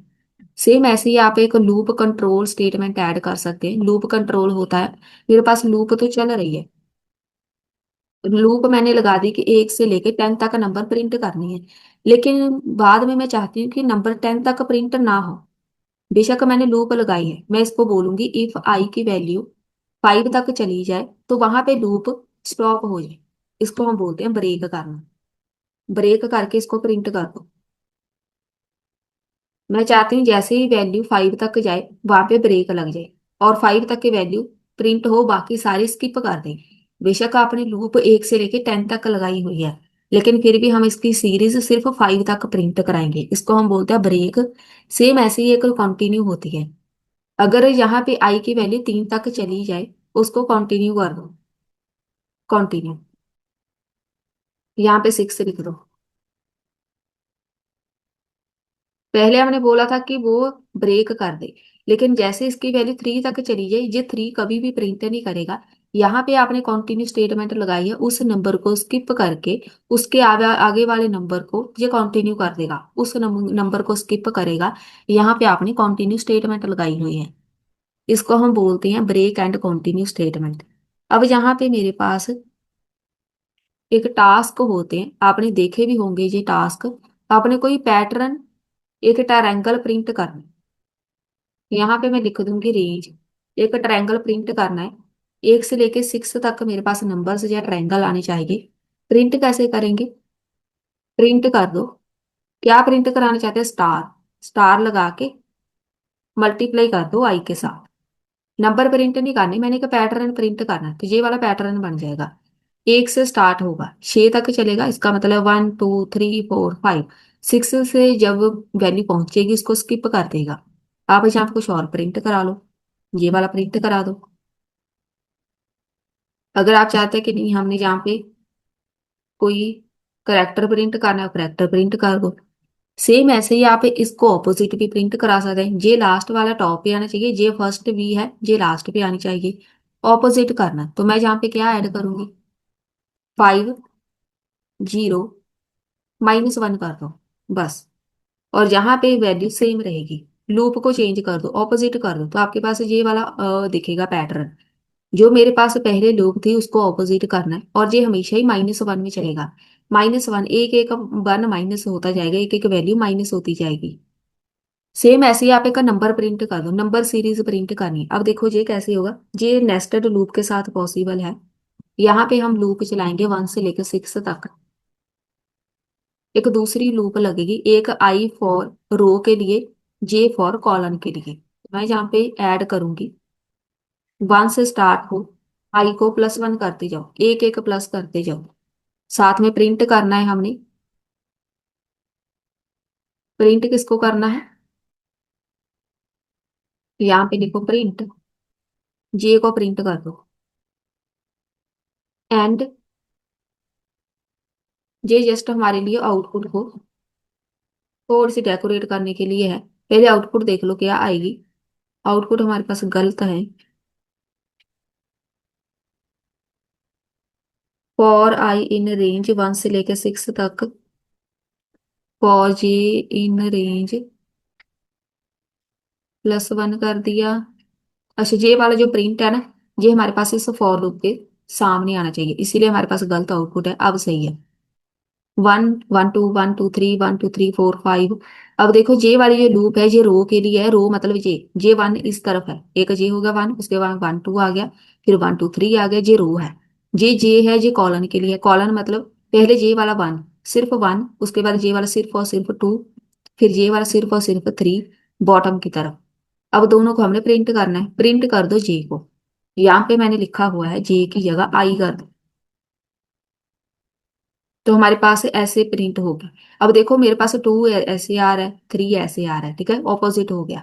जे वाला है ये स्पेस ऐड की है, अगर आप स्पेस नहीं भी ऐड करेंगे तब भी मेरे पास ये प्रिंट करेगा, लेकिन थोड़ी उसकी आउटपुट, जो आउटपुट है उसकी लुक थोड़ी सी चेंज होगी। प्रिंट किया, तो यहाँ पे देखो नंबर सीरीज प्रिंट करेगा, लेकिन वहां पे स्पेस ऐड नहीं करेगा। इसीलिए हम हमेशा यहाँ पे एक स्पेस ऐड करते हैं ताकि उसको थोड़ी सी स्पेस मिल जाए वहां पे सीरीज प्रिंट करने के लिए। और बस, ये हो गया हमारे पास एक series print, number series print. जैसे भी आप इसको प्रिंट करना चाहते हैं, आई लगाना है पहले आई लगा दो, पहले जे लगाना है जे लगा दो, दोनों की आउटपुट यहाँ पे डिफरेंट रहेगी जैसे भी आपको प्रिंट कराना हो। तो ये हमारे पास होगी आज की for loop complete. Next topic हम कवर करने वाले हैं डेटा स्ट्रक्चर, मतलब स्ट्रिंग कैसे काम करते हैं। इसमें बहुत सारे टॉपिक है हमारे पास। डेटा स्ट्रक्चर में क्या क्या आता है वो हम सीखने वाले। स्ट्रिंग है, लिस्ट है। तो सबसे पहले हम यहाँ पे देखेंगे स्ट्रिंग कैसे काम करती है पाइथन में। यहाँ पे हमारे पास सीक्वेंस ऑफ करेक्टर को स्ट्रिंग बोलते हैं। जैसे मैंने हेलो लिखा तो ये हमारे पास एक स्ट्रिंग है। इस स्ट्रिंग के ऊपर हमारे पास मल्टीपल ऑपरेशन परफॉर्म होते हैं। ये ज्यादातर हम यूज करते हैं डेटा एनालिसिस, डेटा स्ट्रक्चर में। यहाँ पे हम पाइथन को यूज करेंगे डेटा को एनालाइज करना है। तो वहां पे टेक्स्ट को हम कैसे हैंडल करते हैं। सबसे पहले स्ट्रिंग स्लाइस आता है, एक स्ट्रिंग हम यहाँ पे ऐड करेंगे, सारे मेथड इसके ऊपर अप्लाई करेंगे। तो यहाँ पे मैं पाइथन लिख रही हूँ, ये मेरे पास एक स्ट्रिंग है। सबसे पहले हमारे पास जो मेथड आता है, इसका इंडेक्स फाइंड करना है। इंडेक्स मतलब यहाँ पे टेक्स्ट 0 है। जब भी हमारे पास स्ट्रिंग आती है वो कहीं ना कहीं जाके स्टोर होती है। इसका एक अलग से इंडेक्स होता है। पी का इंडेक्स अलग है, वाई का अलग है, टी का अलग है। सेम ऐसे ही जितने इसमें करेक्टर है, हर एक करेक्टर का एक इंडेक्स होता है, यहाँ पे ये सेव होता है। तो अगर हम इसको एग्जीक्यूट करें कि जीरो पे क्या सेव हुआ है, तो यहाँ पे मेरे पास पी है। जीरो पे हमारे पास पी आती है। जब भी हम इंडेक्स की बात करते हैं, ये हमेशा ही जीरो से स्टार्ट होता है। जीरो, वन, टू, थ्री, ऐसे ये सीक्वेंस वाइज चलता है। तो जीरो पे हमारे पास क्या है? पी। अगर आप यहाँ पे इसको चेंज करेंगे, थ्री पे क्या है? थ्री पे हमारे पास एच है। यहाँ पे zero, one, two, three, three पे यहाँ पे एच सेव हुआ है। नेक्स्ट अगर हमें चेक करना हो, प्रिंट टेक्स्ट -1। अब मैं यहाँ पे -1 ऐड करूंगी, इसको एग्जीक्यूट करो। -1 पे क्या है? एन। यहाँ पे जो -1 है, जो नेगेटिव इंडेक्स करता है फ्रॉम एंड। नेगेटिव इंडेक्स, ये हमारे पास पी है +1। जो एन है वो -1 है। -1, -2 ऐसे ही चलता है। ये होता है 1, 2, 3। अगर हम एंड से देखें, फ्रॉम एंड, तो ये -1 से स्टार्ट होता है, -2 ऐसे चलता है। तो -1 पे क्या है? एन। -2 पे क्या है? ओ। नेक्स्ट हमारे पास आता है प्रिंट टेक्स्ट। यहाँ पे हम ऐड करेंगे 0, 4। अब ये क्या करेगा? हमारे पास 0:4। यहाँ पे हम चेक करेंगे, 0 से लेके 3 तक हमें चेक करना है। हमने यहाँ पे लिमिट ऐड की है कि 0 से लेके 3 तक। 4 है तो ये 3 तक चलेगा। उसमें कौन कौन से हमारे पास करेक्टर आते हैं? तो 0 से लेके 3 तक क्या है हमारे पास? टोटल 4 करेक्टर आने हैं। 4 में से हमें यहाँ पे, अगर आपको 4 करेक्टर काउंट करने हैं, तो 0 से लेके 4 तक करना है। तो यहाँ पे मेरे पास 4 तक क्या आ रहा है? PYTH। जब भी आप यहाँ पे ये वाली लिमिट सेट करते हैं, तो आपको जो भी नंबर यहाँ पे एंड में लिखना है, ये एक पहले वाले नंबर के साथ ये चलता है। मतलब 4 लिखा है तो यहाँ पे 3 तक ही चलेगा, क्योंकि ये 0 से स्टार्ट है। आप 1 से स्टार्ट कर दो, 1 से लेके 4 तक, तो आपके पास आउटपुट कुछ अलग दिखेगी। वहां पे पी नहीं आएगा, क्योंकि पी है 0 पे। तो 1 कहाँ से स्टार्ट होने? वाई से लेके। नेक्स्ट चलते हैं, प्रिंट ऐड करेंगे। यहाँ पे ऐड करो 3। हमने यहाँ पे स्टार्टिंग स्ट्रिंग ऐड नहीं की, तो सिर्फ और सिर्फ हमें 3 पे जो है सिर्फ उतना ही चाहिए। स्टार्टिंग स्ट्रिंग हमने कुछ भी ऐड नहीं की। इसका मतलब है, जहां से स्ट्रिंग स्टार्ट होती है वहां से लेके 3 तक जहां तक आएगा, वहां तक क्या क्या करेक्टर लिखा हुआ है वो हमें शो हो। अगर आप स्टार्टिंग स्ट्रिंग ऐड करते हैं, इसका मतलब आप कहीं से स्टार्ट करो, 0 से, 1 से, 2 से। आप कुछ स्किप करना चाहते हैं वो ऐड कर दो। लेकिन अगर आप चाहते हैं कि नहीं, स्टार्टिंग वाली स्ट्रिंग हमें सारी की सारी चाहिए, तो आप इसको ब्लैंक छोड़ दो। सेम ऐसे ही आप इसको प्रिंट यहाँ पे ऐड कर सकते हैं कि 2 हमें स्टार्टिंग से चाहिए। लास्ट में हमारे पास जितनी भी स्ट्रिंग है वो सारी शो होनी चाहिए, लेकिन स्टार्टिंग यहाँ से 2 से स्टार्ट हो। लास्ट वाली जो स्ट्रिंग है वो सारी शो होनी है, लेकिन 2 जहां से जहां तक 2 चलेगा वहां तक स्ट्रिंग हमारे पास स्किप हो जाएगी। तो ये हमारे पास कुछ मेथड है स्ट्रिंग के। इसको हम स्ट्रिंग स्लाइस करना बोलते हैं। अब हमारे पास जो इसके और कॉमन मेथड आते हैं, जो बहुत ही ज्यादा यूज होते हैं, इसका नाम स्मॉल रख देते हैं। इसे छोटा सा एस रख दिया मैंने, और इसको हम ऐसे लिख देते हैं। स्ट्रिंग के लिए हम यहाँ पे जो कॉमन स्ट्रिंग मेथड जिसको बोलते हैं, वो कैसे अप्लाई करते हैं। अगर मैं चाहती हूँ कि इसको अपर केस में कन्वर्ट करना है, तो ये अपर केस में इसको कन्वर्ट कर देगा। अगर इसको एग्जीक्यूट करें, तो जो हमने पाइथन लिखा हुआ है इसको अपर केस में कन्वर्ट कर देगा। सेम ऐसे ही अगर आप चाहते हैं कि print S dot lower case में कन्वर्ट करना है, तो लोअर लिख दो, लोअर में कन्वर्ट हो जाएगा। अगर आपने रिप्लेस करना हो किसी स्ट्रिंग को, यहाँ पे आपने लिखना है एस डॉट रिप्लेस। ये रिप्लेस फंक्शन आता है इसका। किसको रिप्लेस करना है? मैंने यहाँ पे लिखा हुआ है, पाइथन लिखा है। इसको रिप्लेस कर दो हेलो के साथ। जिस स्ट्रिंग के साथ आप इसको रिप्लेस करना चाहते हैं वो नई स्ट्रिंग ऐड कर दो। तो यहाँ पे देखो, इधर लिखा नजर आ रहा है हेलो। इसका मतलब है इसने इस पाइथन को हेलो के साथ रिप्लेस कर दिया। अगर आप चाहते हैं स्प्लिट करना है, एस डॉट स्प्लिट। स्प्लिट करने का मतलब होता है इसको दो पार्ट्स में डिवाइड करना। तो यहाँ पे दो स्ट्रिंग ऐड कर देते हैं। एग्जीक्यूट किया तो यहाँ पे मेरे पास कुछ ऐसे आएगा। तो ये एक एरे बना के देगा, स्ट्रिंग को स्प्लिट कर देगा। तो ये मेरे पास एक स्ट्रिंग है, ये दूसरी स्ट्रिंग है। इसके साथ आप पूरी स्ट्रिंग के ऊपर मल्टीपल ऑपरेशन परफॉर्म कर सकते हैं।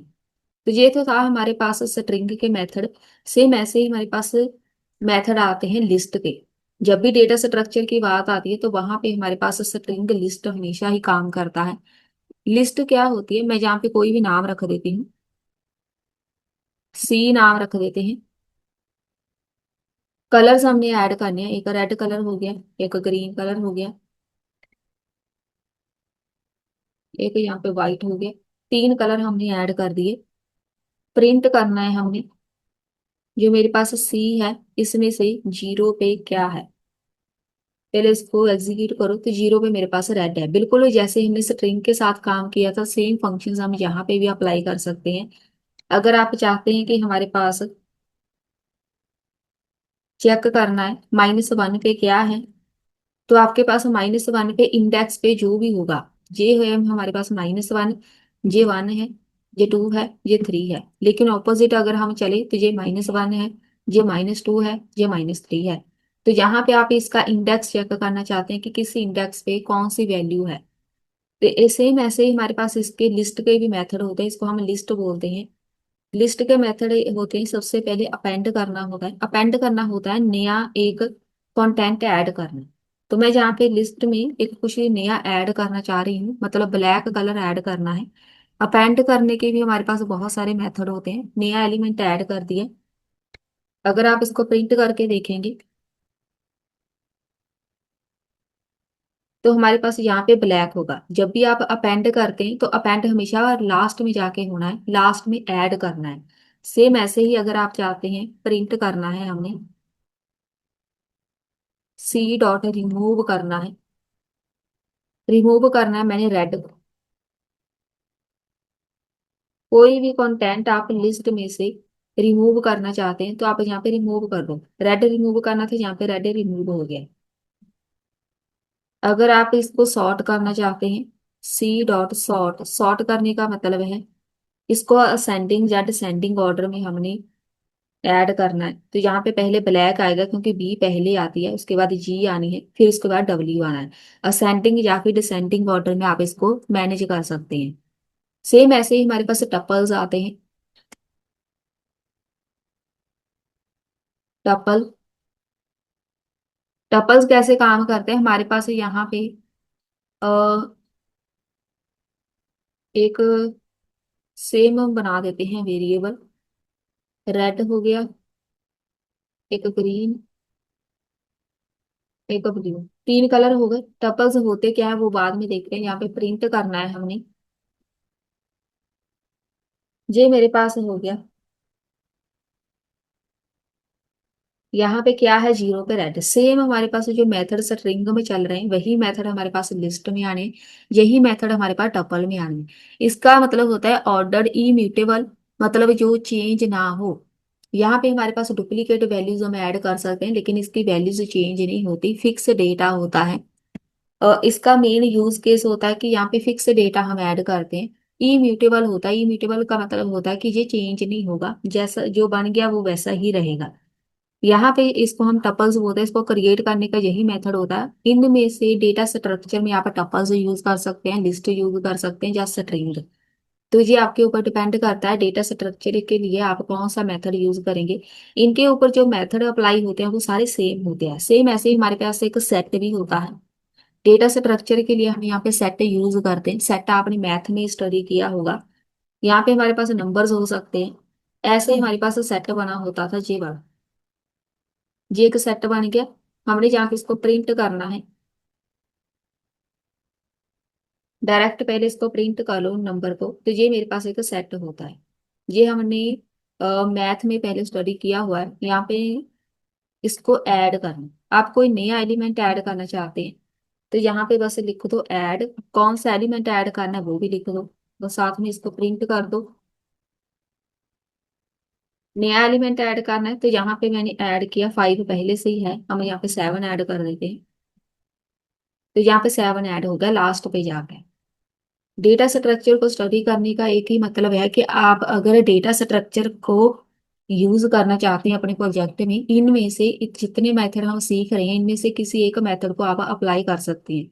बेशक स्ट्रिंग है, बेशक सेट है, बेशक टपल्स है, बेशक लिस्ट है, जो भी आपको इजी लगता है। सेम ऐसे ही अगर आप यहाँ पे रिमूव करना चाहते हैं तो यहाँ पे नम्स डॉट रिमूव लिखो। कोई भी एलिमेंट आपने रिमूव करना है तो टू रिमूव करना है तो टू लिख दो, इसको प्रिंट कर दो। तो जहां से टू रिमूव हो जाएगा, ये हमारे पास स्ट्रिंग है, इधर एक सेट है, यहाँ से टू रिमूव हो गया। जो हमारे पास सेट ऑपरेशंस होते हैं, अगर आपको याद है यूनियन इंटरसेक्शन वगैरह होते थे, तो वो हम कैसे अप्लाई करेंगे। हमारे पास यहाँ पे दो सेट होने चाहिए, इसका नाम ए रख देते हैं, एक रखेंगे बी। दो सेट के ऊपर हमने ऑपरेशन परफॉर्म करने हैं, ए डॉट यूनियन। यूनियन का मतलब होता है कि जितने एलिमेंट है ए एंड बी दोनों में जितने एलिमेंट है उन सबको हमने प्रिंट करना है। जूनियर का मतलब होता है और। तो यहाँ पे 8 तक एलिमेंट है, उसने सारे ही प्रिंट कर दिए। सेम ऐसे ही प्रिंट करना है ए इंटरसेक्शन। इंटरसेक्शन का मतलब होता है जो कॉमन हो, इंटरसेक्शन बी। अब इनमें से कॉमन कुछ भी नहीं है, अगर हम इसको ऐसे ही एग्जीक्यूट करेंगे तो हमारे पास यहाँ पे कुछ भी नहीं आना। हमारे पास यहाँ पे कुछ ना कुछ कॉमन होना चाहिए, यहाँ पे टू ऐड कर दो, इंटरसेक्शन बी। एग्जीक्यूट किया, इंटरसेक्शन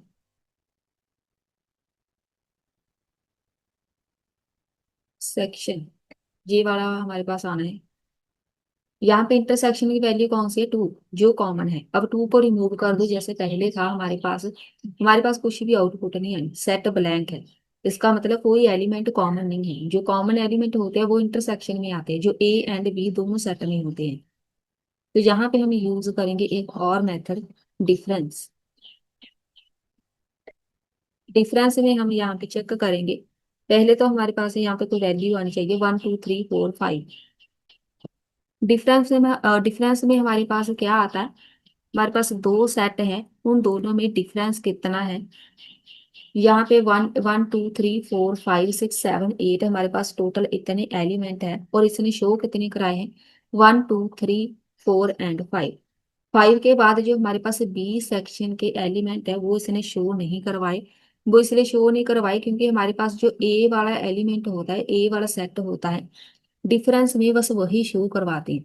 अगर मैं यहाँ पे सिर्फ और सिर्फ लिख दूँ 1 2 3, यहाँ पे हम ऐड करेंगे 3 4 एंड 5। अब यहाँ पे जो मेरे पास आउटपुट आनी है डिफरेंस में, वो ओनली 1 एंड 2 आएगी। 1 एंड 2 वो इसलिए आनी है क्योंकि मेरे पास यहाँ पे जे ए वाला जो सेट है उसमें तीन है, लेकिन वो वाला तीन हमारे पास बी में भी है।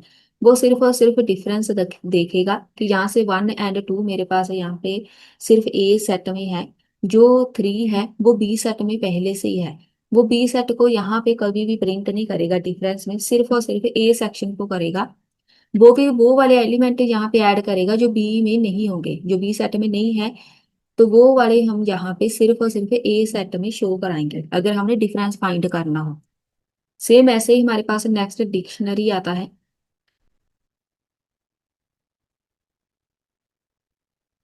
डिक्शनरीज।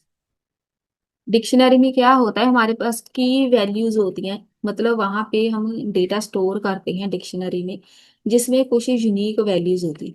यहाँ पे मान लो मेरे पास स्टूडेंट है, जैसे हमारे पास डिक्शनरी होती है, डिक्शनरी की एक बुक होती है, वहां से हमारे पास एक इंडेक्स में वैल्यू स्टोर होती है, सेम ऐसे ही यहाँ पे भी होनी है। एक नेम ऐड करेंगे, कोई भी नाम रखो, ये हो गया नाम। एक एज होगी, यहाँ पे एज लिख दो, बस। यहाँ पे दो एलिमेंट है हमारे पास, स्टूडेंट का डेटा है। हम इसको डिक्शनरी में कैसे स्टोर करते हैं, कैसे इसको एक्सेस करते हैं। तो यहाँ पे अगर मैं लिखूं प्रिंट करो स्टूडेंट, स्टूडेंट का नाम प्रिंट करना है, तो यहाँ पे हम ऐसे लिखते हैं, सिर्फ और सिर्फ नेम हमें चाहिए।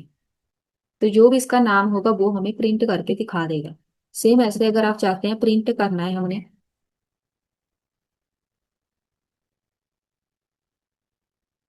एज, यहाँ पे एज को प्रिंट करना है हमें, तो जो भी एज होगी वो हमारे पास यहाँ पे शो हो जाएगी।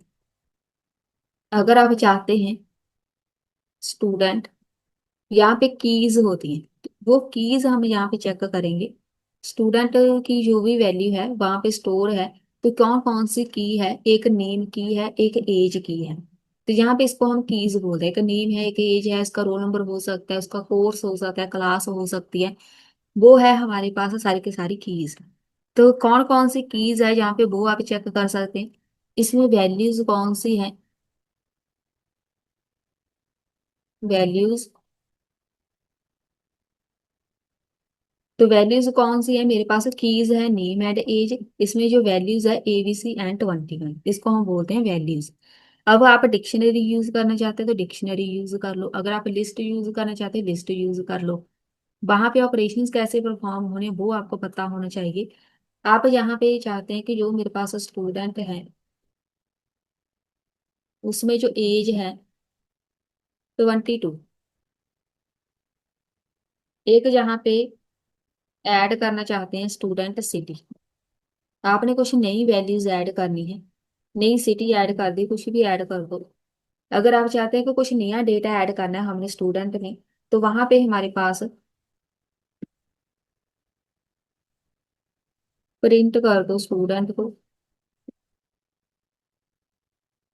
तो यहाँ पे मेरे पास क्या आ रहा है, नेम ABC एज इतनी आ गई, उसमें सिटी भी आ गया और दिल्ली भी आ गया। इसका मतलब नई वैल्यू आप अपडेट कर सकते हैं।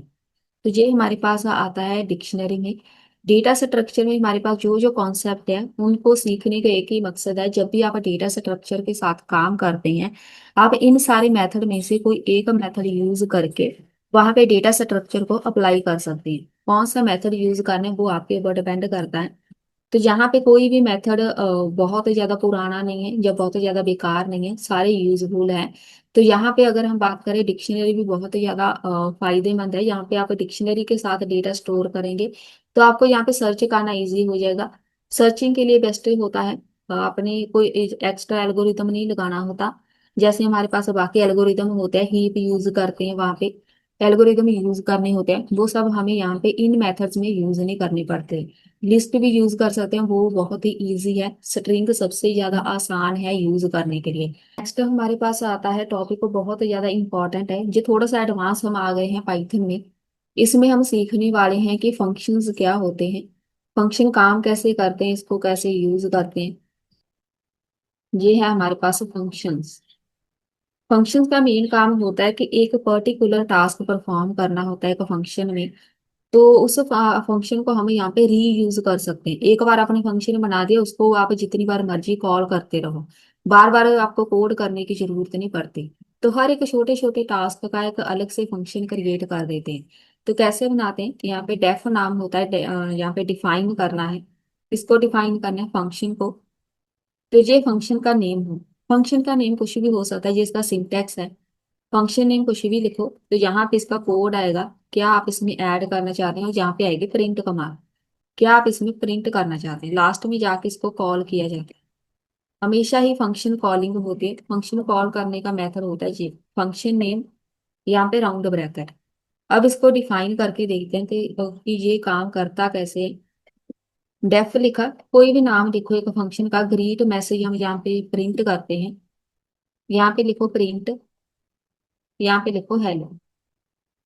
अब इसको कॉल करना है, पहले तो आप अगर इसको ऐसे ही एग्जीक्यूट करेंगे तो यहाँ पे मेरे पास कुछ भी आंसर नहीं आना, कुछ भी आउटपुट नहीं आई आनी, ना ही कोई एरर है।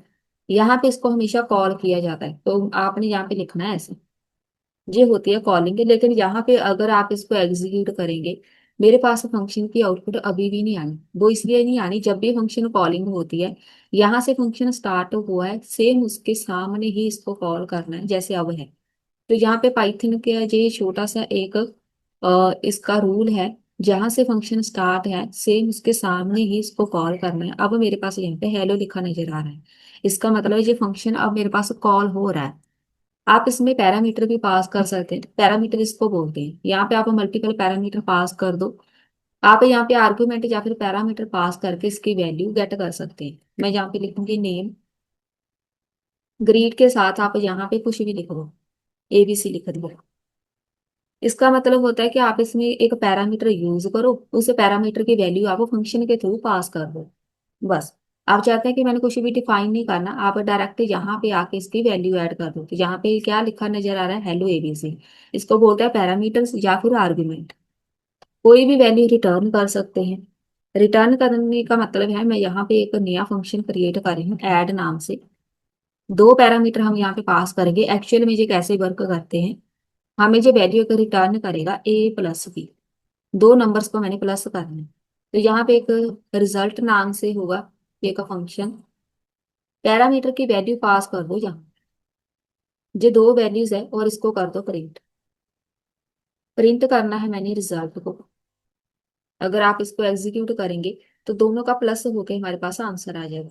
इसको हम बोलते हैं फंक्शन। एक्चुअल में हमारे पास फंक्शन ऐसे वर्क करते हैं। अब आपने कभी भी प्लस करना हो, एडिशन करनी हो, बस इस फंक्शन को आप यूज कर सकते हैं, बार बार कोड लिखने की जरूरत नहीं पड़ती। जब भी आपके पास कोई बहुत लार्ज प्रोजेक्ट बनता है तो एक बार एक फंक्शन क्रिएट करते हैं, बस उसको रीयूज करते रहो। एक यहाँ पे आप पास कर सकते हैं डिफॉल्ट आर्गुमेंट। डिफॉल्ट आर्गुमेंट क्या होता है, यहाँ पे कोई नया बनाओ, यहाँ पे नेम लिखा, गेस्ट, यहाँ पे ऐड किया प्रिंट नेम, यहाँ पे इसको किया कॉल, यहाँ पे एबीसी पास किया, यहाँ पे ग्रीट को कॉल कर दिया। अब दोनों को यहाँ पे बिल्कुल सामने रखना है। जहाँ पे फंक्शन डिफाइन किया है दोनों को यहाँ पे बिल्कुल उसके सामने कॉल करना है। फंक्शन कॉलिंग इसको बोलते हैं। अब यहाँ पे मेरे पास क्या लिखा नजर आ रहा है, हेलो एबीसी, हेलो गेस्ट। इसमें से जो डिफॉल्ट आर्गुमेंट होता है वो ये वाला है। ये है डिफॉल्ट आर्गुमेंट, जिसमें हमने कोई भी वैल्यू पास नहीं करनी। अगर वैल्यू पास ना करे तो वो डिफॉल्ट वैल्यू होती है, ठीक है। अगर हमने कोई भी वैल्यू पास नहीं की, मैंने इसमें कुछ भी वैल्यू पास नहीं की, तो ये हमारे पास एक डिफॉल्ट रहेगा, डिफॉल्ट गेस्ट। और डिफॉल्ट पैरामीटर इसको बोलते हैं, या फिर आर्गुमेंट। अगर आप चाहते हैं कि मुझे यहाँ पे एक एक्स्ट्रा वैल्यू भी चाहिए, एक तो वैल्यू मैंने अपनी तरफ से ऐड की है, दूसरी जो भी इसमें एक बाय डिफॉल्ट वैल्यू है उसको भी कॉल करना है, तो आप यहाँ पे डिफॉल्ट आर्गुमेंट पास कर सकते हैं।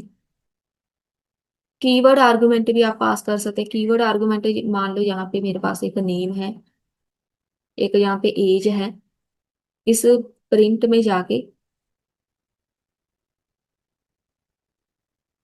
जहाँ पे आपने नेम को प्रिंट करना है, इधर लिखो नेम,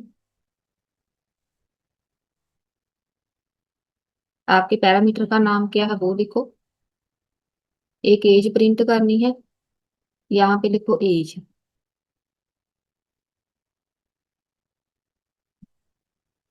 यहाँ पे हम ऐड कर देते हैं हमारा जो फंक्शन है, एज यहाँ पे ऐड करो, नेम यहाँ पे ऐड करो, और यहाँ पे कॉमा आना है।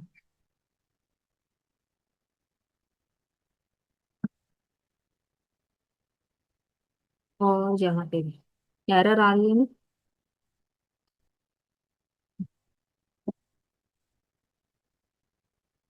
इसको रिमूव करो। ऐसे ये वाला हमारे पास परफेक्ट है कोड।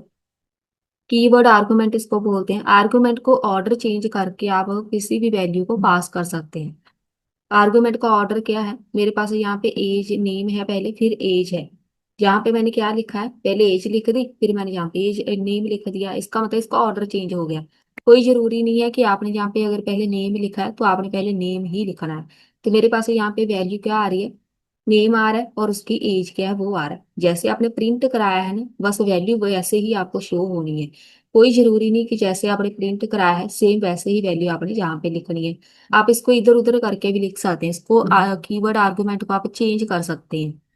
नेक्स्ट हमारे पास इसी में ही टॉपिक आता है, स्कोप ऑफ वेरिएबल। स्कोप क्या होता है, एक लोकल होता है एक ग्लोबल। लोकल क्या होता है, जो फंक्शन के अंदर ही होता है। ग्लोबल क्या होता है, पूरे प्रोग्राम में वो वैलिड होता है। तो सबसे पहले लोकल देखते हैं। मैं यहाँ पे एक वैल्यू लिख रही हूँ, एक फंक्शन क्रिएट किया, कोई भी नाम रखो इसका, लोकल कैसे काम करता है? लोकल मतलब थोड़े से एरिया में। यहाँ पे ये लोकल वेरिएबल है क्योंकि मैंने इसको फंक्शन के अंदर कॉल किया, डिफाइन कर दिया फंक्शन के अंदर। प्रिंट कर देंगे हम बस एक्स प्लस वाई को, दोनों को प्रिंट कर दिया। यहाँ पे फंक्शन कॉल कर दो, फंक्शन का नाम क्या है, इसको कॉल कर दिए। लास्ट में इसको प्रिंट कर दो, प्रिंट करना है हमने एक्स को।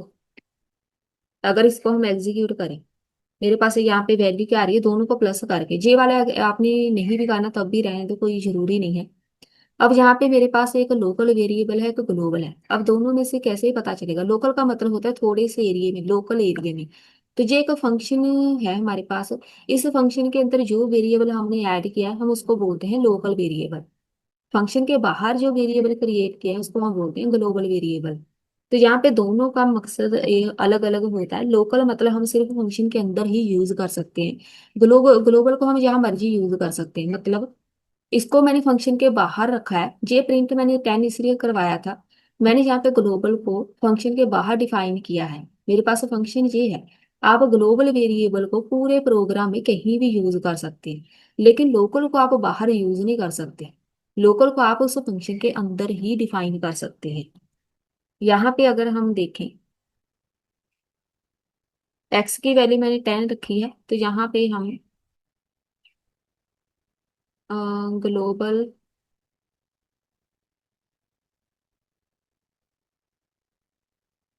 ग्लोबल एक्स रख दोगे। यहाँ पे देखो X is equal to, X को +5 कर दो। फंक्शन का नाम क्या है, कॉल किया, यहाँ पे प्रिंट किया। किसको प्रिंट किया? एक्स को। यहाँ पे इसको कर दिया एग्जीक्यूट। मेरे पास क्या आउटपुट आ रही है, 15। अब यहाँ पे हो क्या रहा है, अगर मैं किसी फंक्शन के अंदर ग्लोबल वेरिएबल को मॉडिफाई करना चाहती हूँ तो मैं इसको इजीली कर सकती हूँ। किसी भी फंक्शन के अंदर ग्लोबल वेरिएबल है उसको मैं मॉडिफाई करना चाहती हूँ। मॉडिफाई करने का मतलब उसको मैं चेंज करना है। मैंने यहाँ पे एक्स की वैल्यू 10 लिखी थी। ग्लोबल का मतलब होता है आप पूरे प्रोग्राम में, पूरा प्रोजेक्ट, पूरा प्रोग्राम, पूरा कोड, इसको आप कहीं भी यूज कर सकते हैं।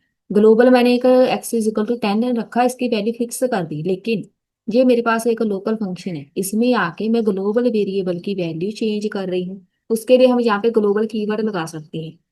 ग्लोबल है तो इसके साथ हमें पता चल जाएगा कि ये एक ग्लोबल है, एक फंक्शन, एक ग्लोबल वेरिएबल है, इसको आप चेंज कर सकते हैं। उसके बाद हमारे पास एक फंक्शन आता है, इसको हम बोलते हैं लैम्डा फंक्शन। लैम्डा फंक्शन का होता है मेन फंक्शन, शॉर्ट फंक्शन इसको बोलते हैं। वन लाइन फंक्शन होता है ये, मतलब हमने सिर्फ और सिर्फ एक लाइन में कोड लिखना है। यहाँ पे लिखे आर्गुमेंट्स और यहाँ पे लिख दिया एक्सप्रेशन। इसको हम बोलते हैं लैम्डा फंक्शन। ये इसका सिंटैक्स है, एक लाइन में, कोई एक्स्ट्रा कोड नहीं लिखना। कैसे वर्क करता है ये एग्जांपल बनाते हैं। तो मैंने यहाँ पे एस नाम रखा, कोई भी वेरिएबल, यहाँ पे बना दिया लैम्डा एक्स। यहाँ पे एक्स को मल्टीप्लाई कर दो एक्स के साथ, बस इतना से इसका काम। यहाँ पे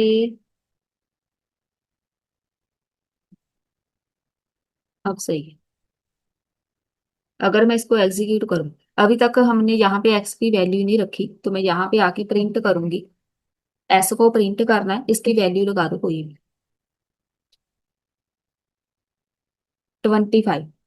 5 को मल्टीप्लाई किया 5 के साथ, एक्स को मल्टीप्लाई किया एक्स के साथ। इसका मतलब है हमने बहुत बड़े फंक्शन ही क्रिएट करने।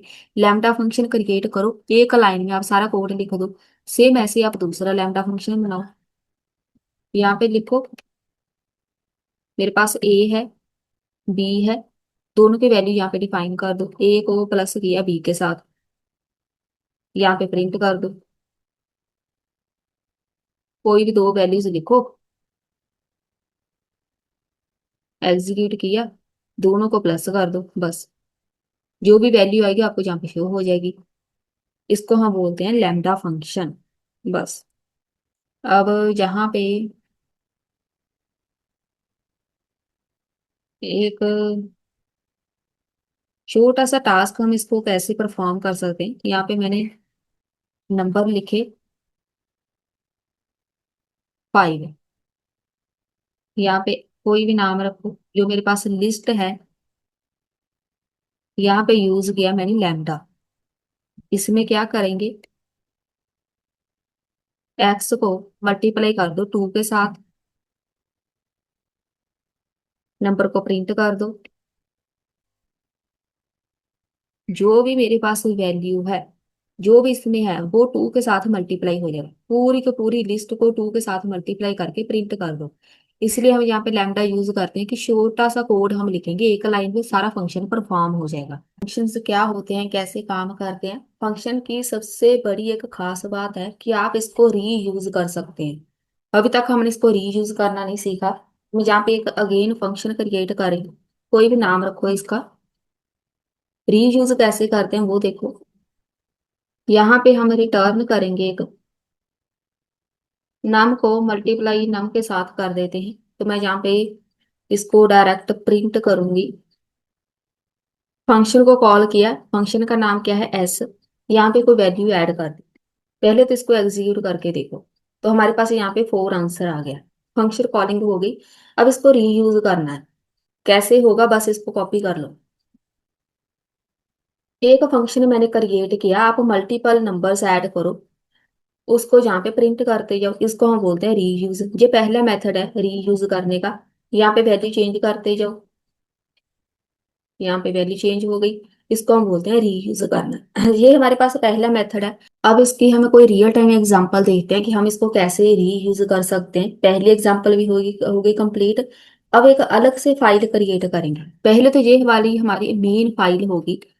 ये मेन फाइल है। एक आपने और फाइल क्रिएट करनी है सेम फोल्डर पे, इसका नाम रख देते हैं math.py। अब दो फाइल्स हैं। एक फाइल में हम फंक्शन क्रिएट करेंगे, उसको यूज करेंगे दूसरी फाइल में। तो यहाँ पे जो हमारे पास मेन फाइल है ये वाली, चलिए इधर बना देते हैं। एक फंक्शन क्रिएट किया है ऐड नाम से। ए बी, दो नंबर्स हम ऐड कर देते हैं। रिटर्न कर दे हमें ये ए प्लस बी को। एक फंक्शन हो गया। एक यहाँ पे और फंक्शन बनाओ, इसका नाम सब्ट्रैक्शन ए बी। जैसा करते हैं फैक्टोरियल नंबर ऐड कर दें, चलिए ऐसे ही रहने देते हैं। रिटर्न कर दे हमें ये ए माइनस बी। दो फंक्शन मैंने यहाँ पे बना दिए हैं। ये हमारे पास एक फाइल बन गई। बस इसको सेव कर दो। जो एरर्स है वो हम बाद में देखते हैं। यहाँ पे वापस आते हैं। ये वाली मेरे पास मेन फाइल है, इंपोर्ट करो फ्रॉम मैथ। इंपोर्ट करो। कौन कौन से फंक्शन थे, एक ऐड था, एक सब्ट्रैक्शन का मेथड था। ये दो फंक्शन हमने यहाँ पे कॉल करने हैं। प्रिंट, ऐड वाले में वैल्यू पास करो, सेम ऐसे ही सब्ट्रैक्शन वाले में वैल्यू पास कर दो।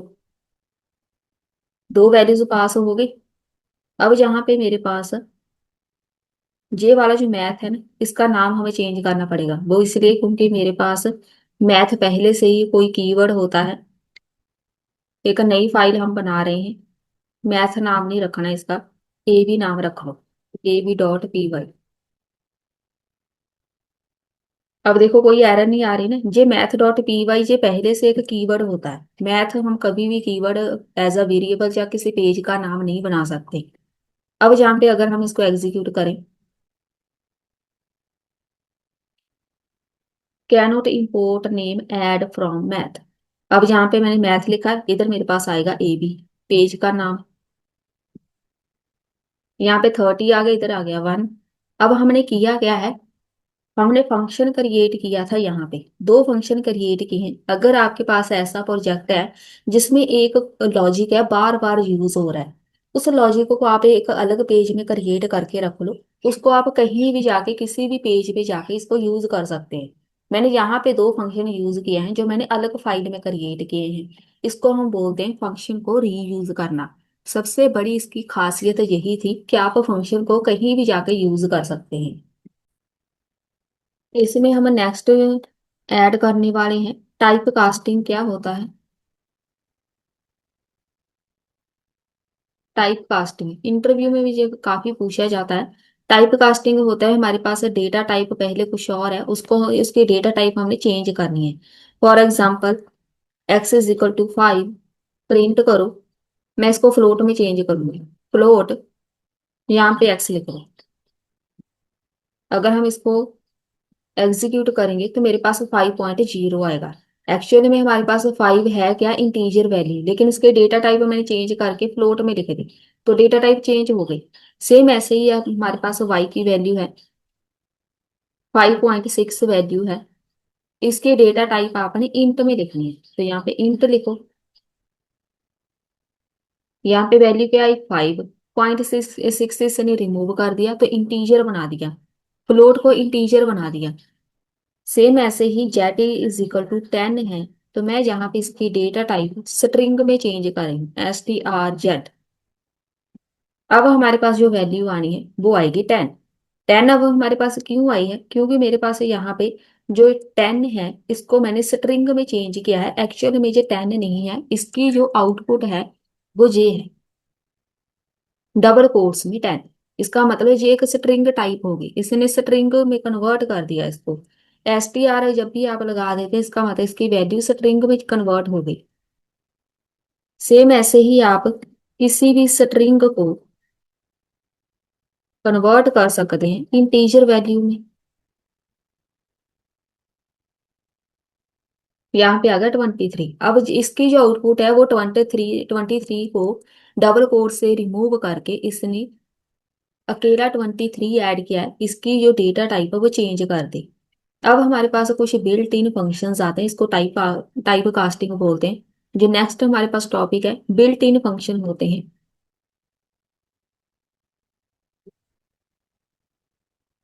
बिल्ट इन फंक्शंस जो हमें बने बनाए मिलते हैं। मान लो मेरे पास यहाँ पे एक लिस्ट है,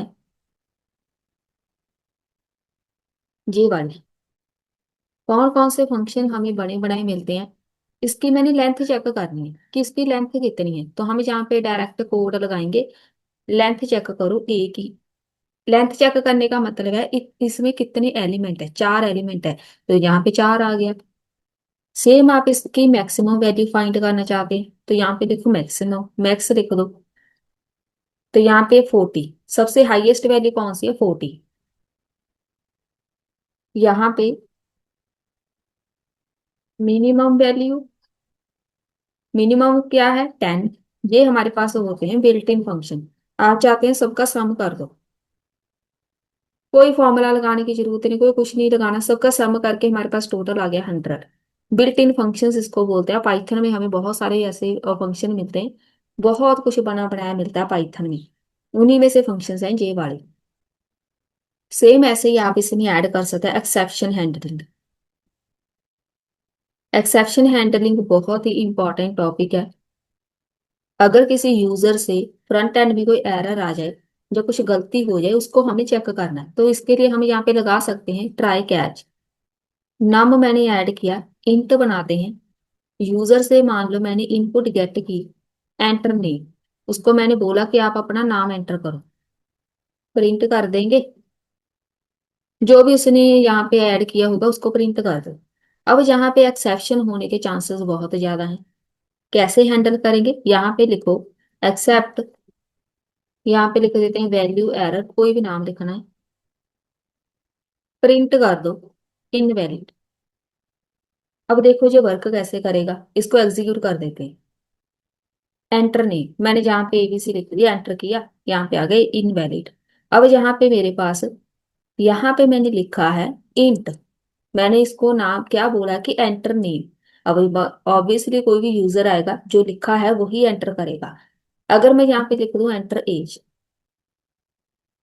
मैंने यहाँ पे एंटर एज लिखा, वो क्या करेगा, मैसेज देखेगा एंटर एज, नंबर में वैल्यू ऐड करेगा, एंटर करेगा, उसकी एज यहाँ पे ऐड हो जाएगी।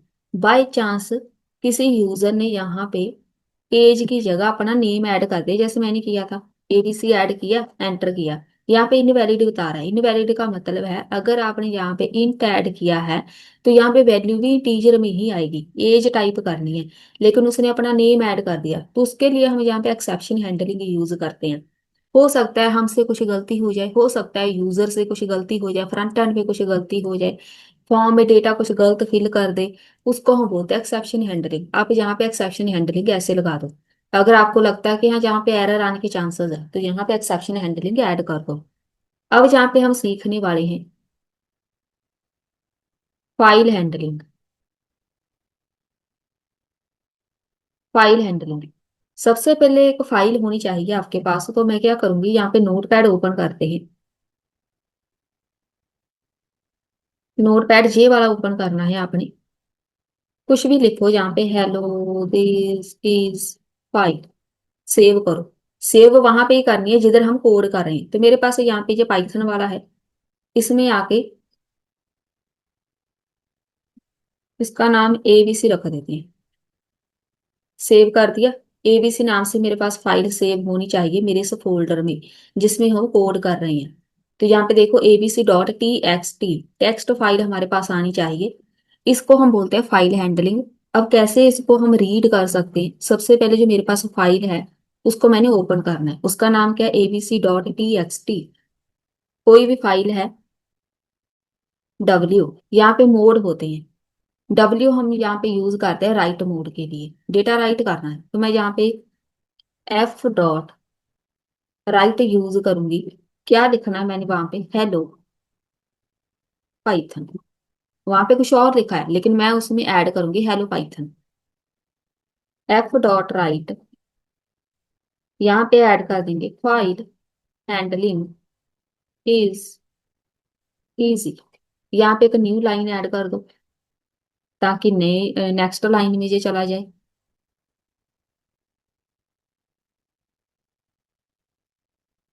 फाइल राइट होगी, इसको क्लोज किया जाता है। अब अगर मैं इसको एग्जीक्यूट करूं, यहाँ पे आके एक बार पहले फाइल चेक करते हैं जे वाली। अब देखो इसमें क्या लिखा नजर आ रहा है, मैंने वहां पे कुछ और लिखा था, उधर मैंने लिखा दिस इज टेक्स्ट फाइल कुछ ऐसे लिखा था। तो यहाँ पे अभी मेरे पास क्या लिखा नजर आ रहा है जो मैंने यहाँ से चेंज किया है। जो मैंने इधर लिखा है text same as it is text, text मेरी उस वाली फाइल में जाके राइट हो गया। इसको हम बोलते हैं राइट करना। सेम आप इसको रीड कर सकते हैं।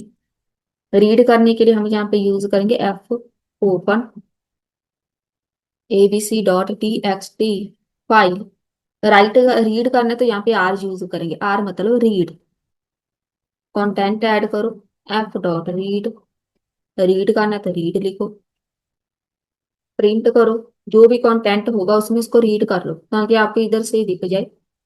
उसको लास्ट में क्लोज कर दो। अगर आप एग्जीक्यूट करेंगे तो यहाँ पे देखो hello Python file handling is easy, data read हो गया। इसको हम बोलते हैं रीड करना। जिसकी वजह से नहीं आ रहा आप इसको रिमूव भी कर दो तब भी आपको सेम आउटपुट दिखेगी।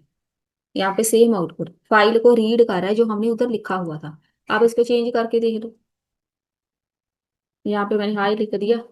अब इसको आके एग्जीक्यूट करो तो यहाँ पे देखो रीड हो गई ना फाइल। अब जहाँ पे हम रीड के साथ इधर रीड करना होता है, राइट करना होता है। चलिए इतने काफी है इसके लिए।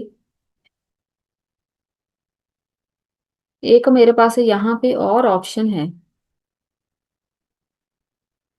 With open abc.txt। आप इसको एक्स्ट्रा में सीख सकते हैं। यहाँ पे मैं ए लिख रही हूँ as F, F means file. A क्या है वो बाद में देखते हैं। एफ डॉट राइट, यहाँ पे हम ऐड कर देते हैं new line, this line is added letter.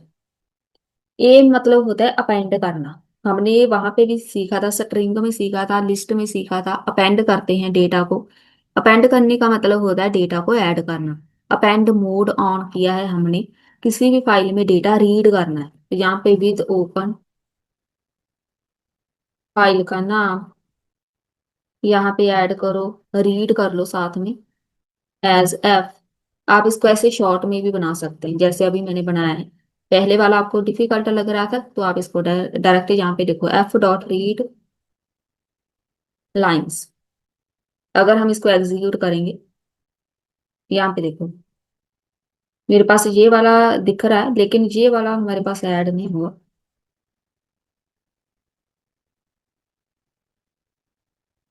With open, पहले तो ये वाला हमारे पास इधर आना चाहिए।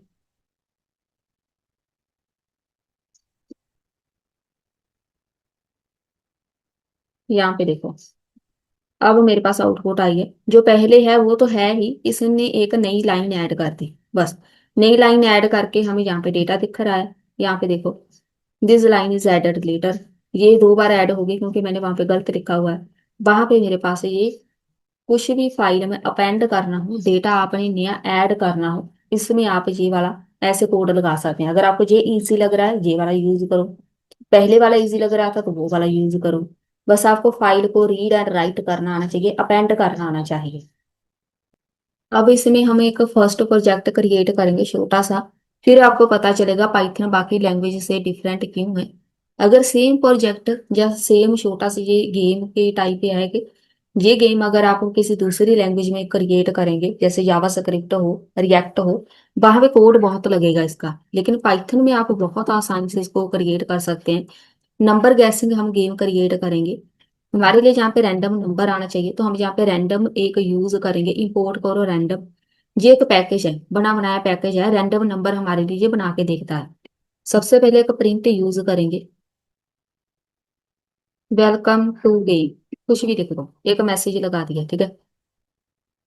सबसे पहले स्टेप वन आएगा। स्टेप वन में हम क्या ऐड करेंगे, सीक्रेट नंबर।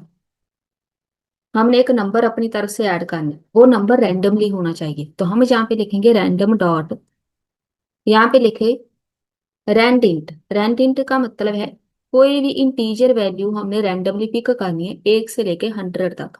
आप 10 भी लगा सकते हैं, मैं यहाँ पे 10 लिख देती हूँ फिलहाल। 1 से लेके 10 तक कोई भी रैंडम नंबर हमारे पास आ जाएगा। स्टेप टू क्या होगा हमारे लिए, कितने अटेम्प्ट में किसी यूजर ने गेम को कंप्लीट किया है। तो अटेम्प्ट यहाँ पे स्टार्टिंग में 0 वैल्यू आएगी। अब यहाँ पे लगेगी लूप, कोई भी लूप लगाओ, मैं यहाँ पे वाई लूप लगाऊंगी। वाई ट्रू, गैस, गैस करो, इंट इनपुट, यूजर से इनपुट गेट करनी है, एंटर यूर गेस। उसको बोलेंगे कि अपनी तरफ से कोई नंबर ऐड करो जो आपने गेस करना है, ठीक है, वो नंबर ऐड करेगा। इनपुट गेट करेंगे, उसके लिए हम यहाँ पे अटेम्प्ट को प्लस इज इक्वल टू 1 कर देंगे। ये सारे वही लॉजिक है जो अभी तक हमने सारे सीखे हैं। +1 अभी मुझे को ये बताने की जरूरत नहीं पड़ेगी क्यों लगाया है।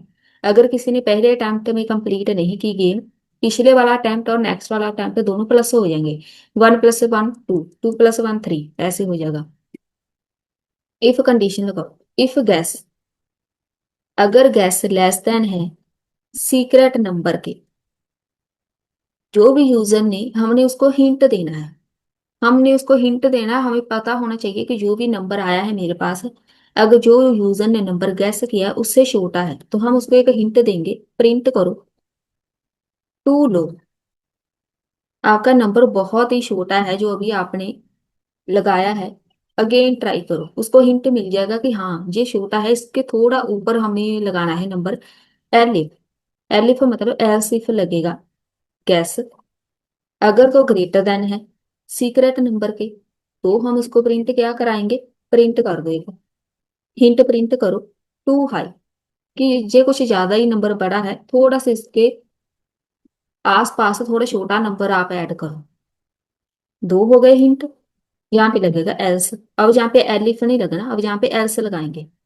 एल्स, प्रिंट कर दो, प्रिंट कर दो यहाँ पे करेक्ट, कि आपका करेक्ट जो भी आंसर है यहाँ पे बनाओ, सीक्रेट नंबर, उसको प्रिंट कर दो। सीक्रेट नंबर जो भी था उसको प्रिंट करो, एक मैसेज प्रिंट करा दो, print you guessed it in, कितने अटेम्प्ट में उसने गेस किया। अटेम्प्ट इसके सारे के सारे प्रिंट कराओ। लास्ट में जाके एक लगा दो ब्रेक। बस, ये हमारी गेम बन गई। अगर हम इसको एग्जीक्यूट करेंगे, यहाँ पे देखो, एंटर यूर गेस, 1 से लेके 10 तक है, तो मैं यहाँ पे 5 एंटर करूंगी। टू हाई, इसका मतलब 5 से छोटा है नंबर, तो हम यहाँ पे 3 ऐड कर देते हैं। अब यहाँ पे करेक्ट आंसर था 3। यहाँ पे मैंने कितने अटेम्प्ट में इसको गैस किया है, वो मेरे पास अटेम्प्ट यहाँ पे प्रिंट नहीं हुआ। एक और वेरिएबल देख लेते हैं। प्लस इज इक्वल टू 1, जहाँ पे अटेम्प्ट को 0 हमने ऐड किया है, ये भी सही है। यहाँ पे मेरे पास वेरिएबल आना था।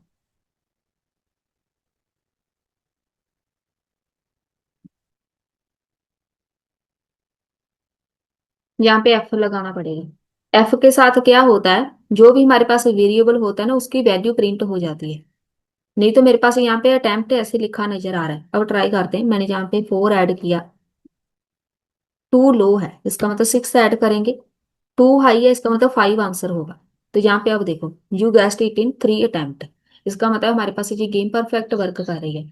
यहाँ पे एफ लगाने का मतलब होता है, जैसे हम जावा स्क्रिप्ट में ये वाला सिंबल प्रेस करते थे ना, इसके बीच आप ऐसे वेरिएबल लगा सकते हैं। सेम ऐसे ही आप स्ट्रिंग के बीच अगर वेरिएबल लगाना चाहते हैं, ये स्ट्रिंग है, ये मेरा वेरिएबल है, पाइथन में हम हमेशा एफ के साथ इसको लगाते हैं।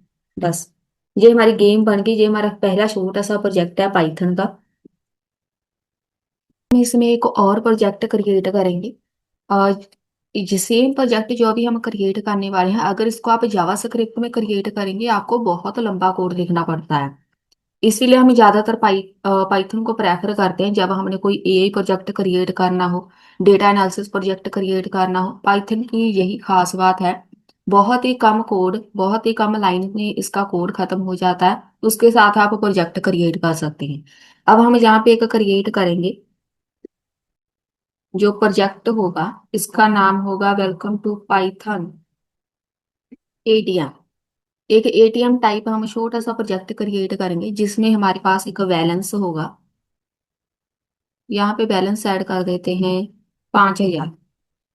हमने जहाँ पे बैलेंस को विदड्रॉ करना है, ऐड करना है, बैलेंस चेक करना है, कुछ ऐसा हम सिस्टम क्रिएट करेंगे। सबसे पहले एक वाइल लूप लगा देते हैं। कंडीशन लगानी है, मतलब लूप लगानी है, वाइल लूप। प्रिंट करा दो पहले। न्यू न्यू लाइन भी ऐड कर ही देते हैं, चलो। एटीएम मेन्यू, ये सिर्फ हमारे लिए एक आउटपुट शो कराएगा, बहुत ही प्यारी सी एटीएम मेन्यू। अगर आप यहाँ पे आके चेक करें, तो ये वाली हमारे पास देखो कुछ ऐसी आउटपुट दिखेगी। तो फिलहाल मैं इसको बंद कर रही हूँ, क्योंकि ये लूप खत्म नहीं होगी। इसमें हमें कुछ ना कुछ लगाना पड़ेगा। एक प्रिंट कर देते हैं। चॉइसेस हमने ऐड करनी है। फर्स्ट चॉइस होगी चेक करना है हमने बैलेंस, ये है फर्स्ट चॉइस। सेकंड हम कर देते हैं विदड्रॉ करना है, डिपॉजिट करना है, एक होगा एग्जिट। 4 ऑप्शन होने हैं हमारे पास। यूजर कोई भी इनमें से ऑप्शन सिलेक्ट करेगा, उसके अकॉर्डिंग हमारे पास वर्क होगा। अगर कोई यूजर नंबर 1 टाइप करेगा, तो वो बैलेंस चेक कर सकता है। नंबर 2 टाइप करेगा तो कैश को विदड्रॉ कर सकता है। सेम ऐसे ही 4 हमारे पास पॉइंट आने हैं। चॉइसेस हम यहाँ पे इनपुट करेंगे। Enter your choice. यूजर को हम पूछेंगे कि आप इनमें से कौन सा नंबर सिलेक्ट करेंगे, 1 से लेके 4 तक। एक नंबर वो चॉइस में से सिलेक्ट करेगा। इफ, अब यहाँ पे हम कंडीशन लगाएंगे। इफ चॉइस, अगर चॉइस 1 है, अगर उसने एक सिलेक्ट किया है, तो वहां पे प्रिंट क्या होना चाहिए, योर बैलेंस। बैलेंस को हम यहाँ पे बस प्रिंट करा देंगे। कैसे प्रिंट कराना है, साथ में आपके पास अगर रुपीज का एक है, यहाँ पे रुपीज ऐड कर दो, नहीं तो आप डायरेक्ट ऐसे लिख दो। बैलेंस प्रिंट करना है, तो यहाँ पे देखो बैलेंस, बस। अगर उसने चॉइस नंबर 1 प्रिंट किया है, मैं यहाँ पे पहले एग्जीक्यूट कर देती हूँ। यहाँ पे हमारे पास ये अभी स्टॉप नहीं होगा, इसको डिलीट कर देते हैं सब कुछ। थोड़ा सा वेट करें।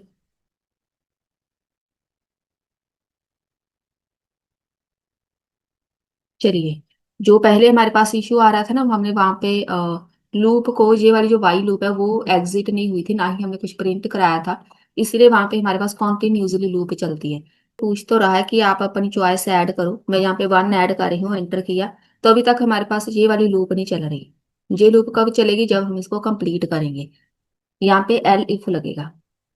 अगर किसी यूजर ने चॉइस ऐड की है, चॉइस टू, अगर टू ऐड किया है तो हमारे पास क्या आना चाहिए? प्रिंट कर दो इंट।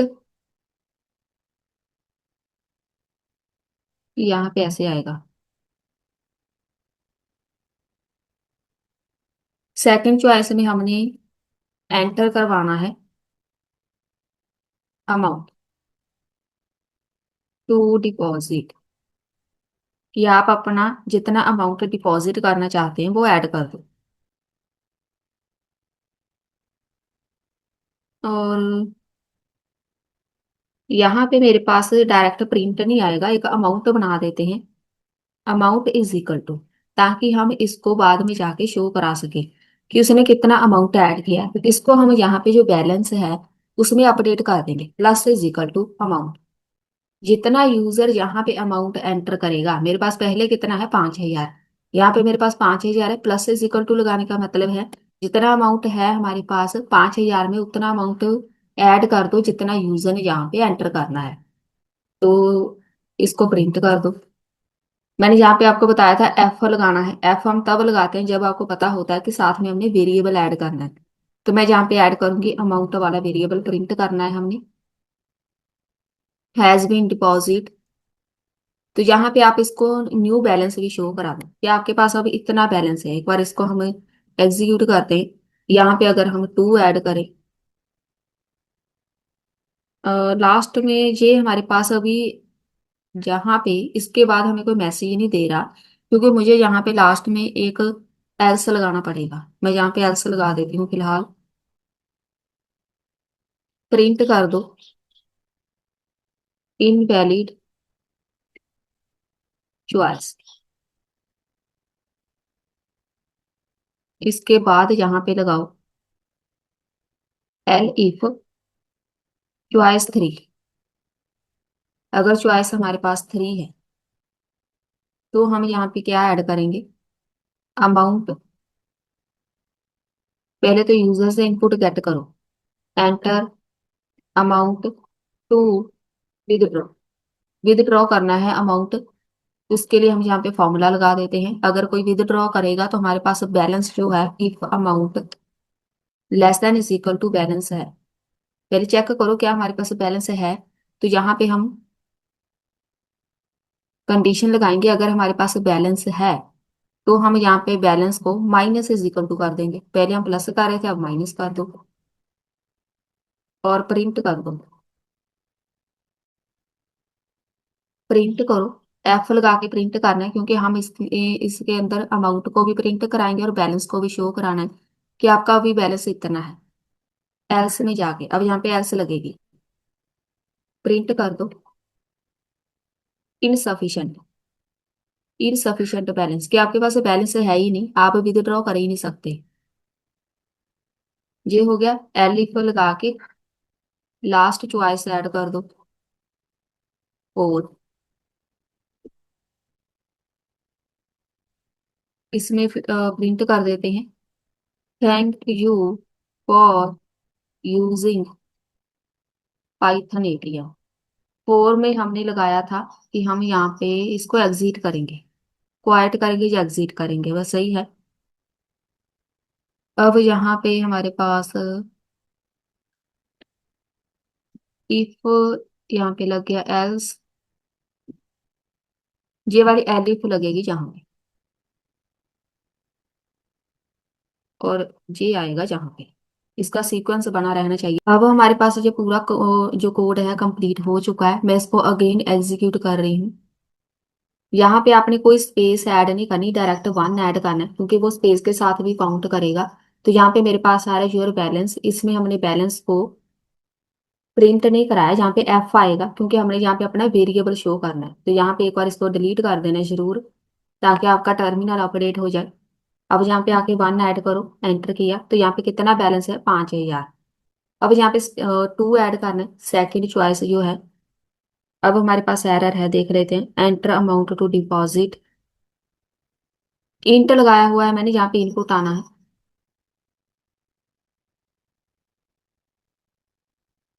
यहाँ पे टू ऐड करो, कितना अमाउंट ऐड करना चाहते हैं, 3,000 ऐड कर देते हैं, एंटर किया। इसके बाद भी आई थिंक मैंने ये इंट लगाया हुआ है, इनपुट आएगा। अगेन एग्जीक्यूट किया, टू ऐड किया, 3,000 ऐड किया, और इधर भी इंट। जहां जहां इनपुट लगना था मैंने वहां वहां इंट लगाया हुआ है।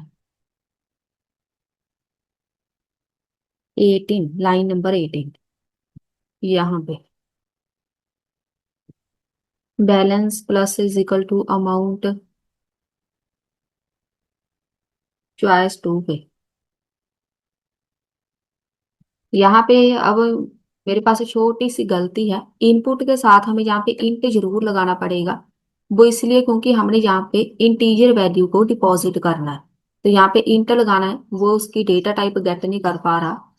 3,000 ऐड किया, तो यहाँ पे बैलेंस कितना आ गया, 8,000, बस सही है। अब यहाँ पे थर्ड थर्ड चॉइस ऐड करो, कितना डिपॉजिट विदड्रॉ करना है, 4,000 करते हैं, टोटल हमारे पास 8,000 है, तो 4,000 बैलेंस होना चाहिए। अब हमारे पास सेम इशू है फोर्थ चॉइस पे, less than is equal to 22, line पे है जी बात। इफ अमाउंट, यहाँ पे ये वाली जो इनपुट लगाई है यहाँ पे भी इंट आएगा, क्योंकि उसको डेटा टाइप नहीं मिल रही कि हमने यहाँ पे विदड्रॉ करना है, उसको कैलकुलेट करना है इसने। तीन, मेरे तीन चॉइस ऐड करो, कितना विदड्रॉ करना है, 4,000, टोटल हमारे पास कितना बैलेंस है अभी, 1,000। अब मेरे हिसाब से सारी यहाँ पे जो एरर्स है वो रिमूव कर दिया, मैं इसको डिलीट कर रही हूँ। अगेन यहाँ पे मैं इसको स्टार्ट कर रही हूँ, अभी हमें पता नहीं बैलेंस कितना है, तो मैं यहाँ पे चॉइस नंबर वन ऐड कर रही हूँ, 5,000 बैलेंस है। अब टू चॉइस ऐड करो, कितना डिपॉजिट करना है, 4,000 डिपॉजिट करते हैं। अब यहाँ पे कितना हो गया, 9,000 हो गया, इसका मतलब कैलकुलेशन हो रही है। अब यहाँ पे चॉइस थ्री ऐड करो, थ्री में कितना हमने विदड्रॉ करना है, 5,000 विदड्रॉ करते हैं, टोटल बैलेंस है हमारे पास 4,000। अब लास्ट फोर्थ है, इसको क्वाइट करना है, तो क्वाइट के साथ हमें यहाँ पे ये मैसेज आएगा, thank you for using Python. इसका मतलब इसने क्वाइट कर दिया। तो ये हमारे पास एक छोटा सा प्रोजेक्ट है, कैलकुलेशन सीखने के लिए ये प्रोजेक्ट आपके लिए बेस्ट रहेगा। अगर हम यहाँ पे कुछ, मैंने 6 नंबर ऐड कर दिया, तो यहाँ पे मेरे पास आएगा इनवैलिड चॉइस। इसका मतलब है हमारे पास, हमने इनमें से कुछ भी सिलेक्ट नहीं किया, इनवैलिड चॉइस ऐड किया है। या आप कुछ ऐड कर दो, ए या आर, तब भी हमारे पास इनवैलिड चॉइस आएगा। ये हो गया हमारा आज का पाइथन का कोर्स कंप्लीट। मिलते हैं फिर नेक्स्ट वीडियो में।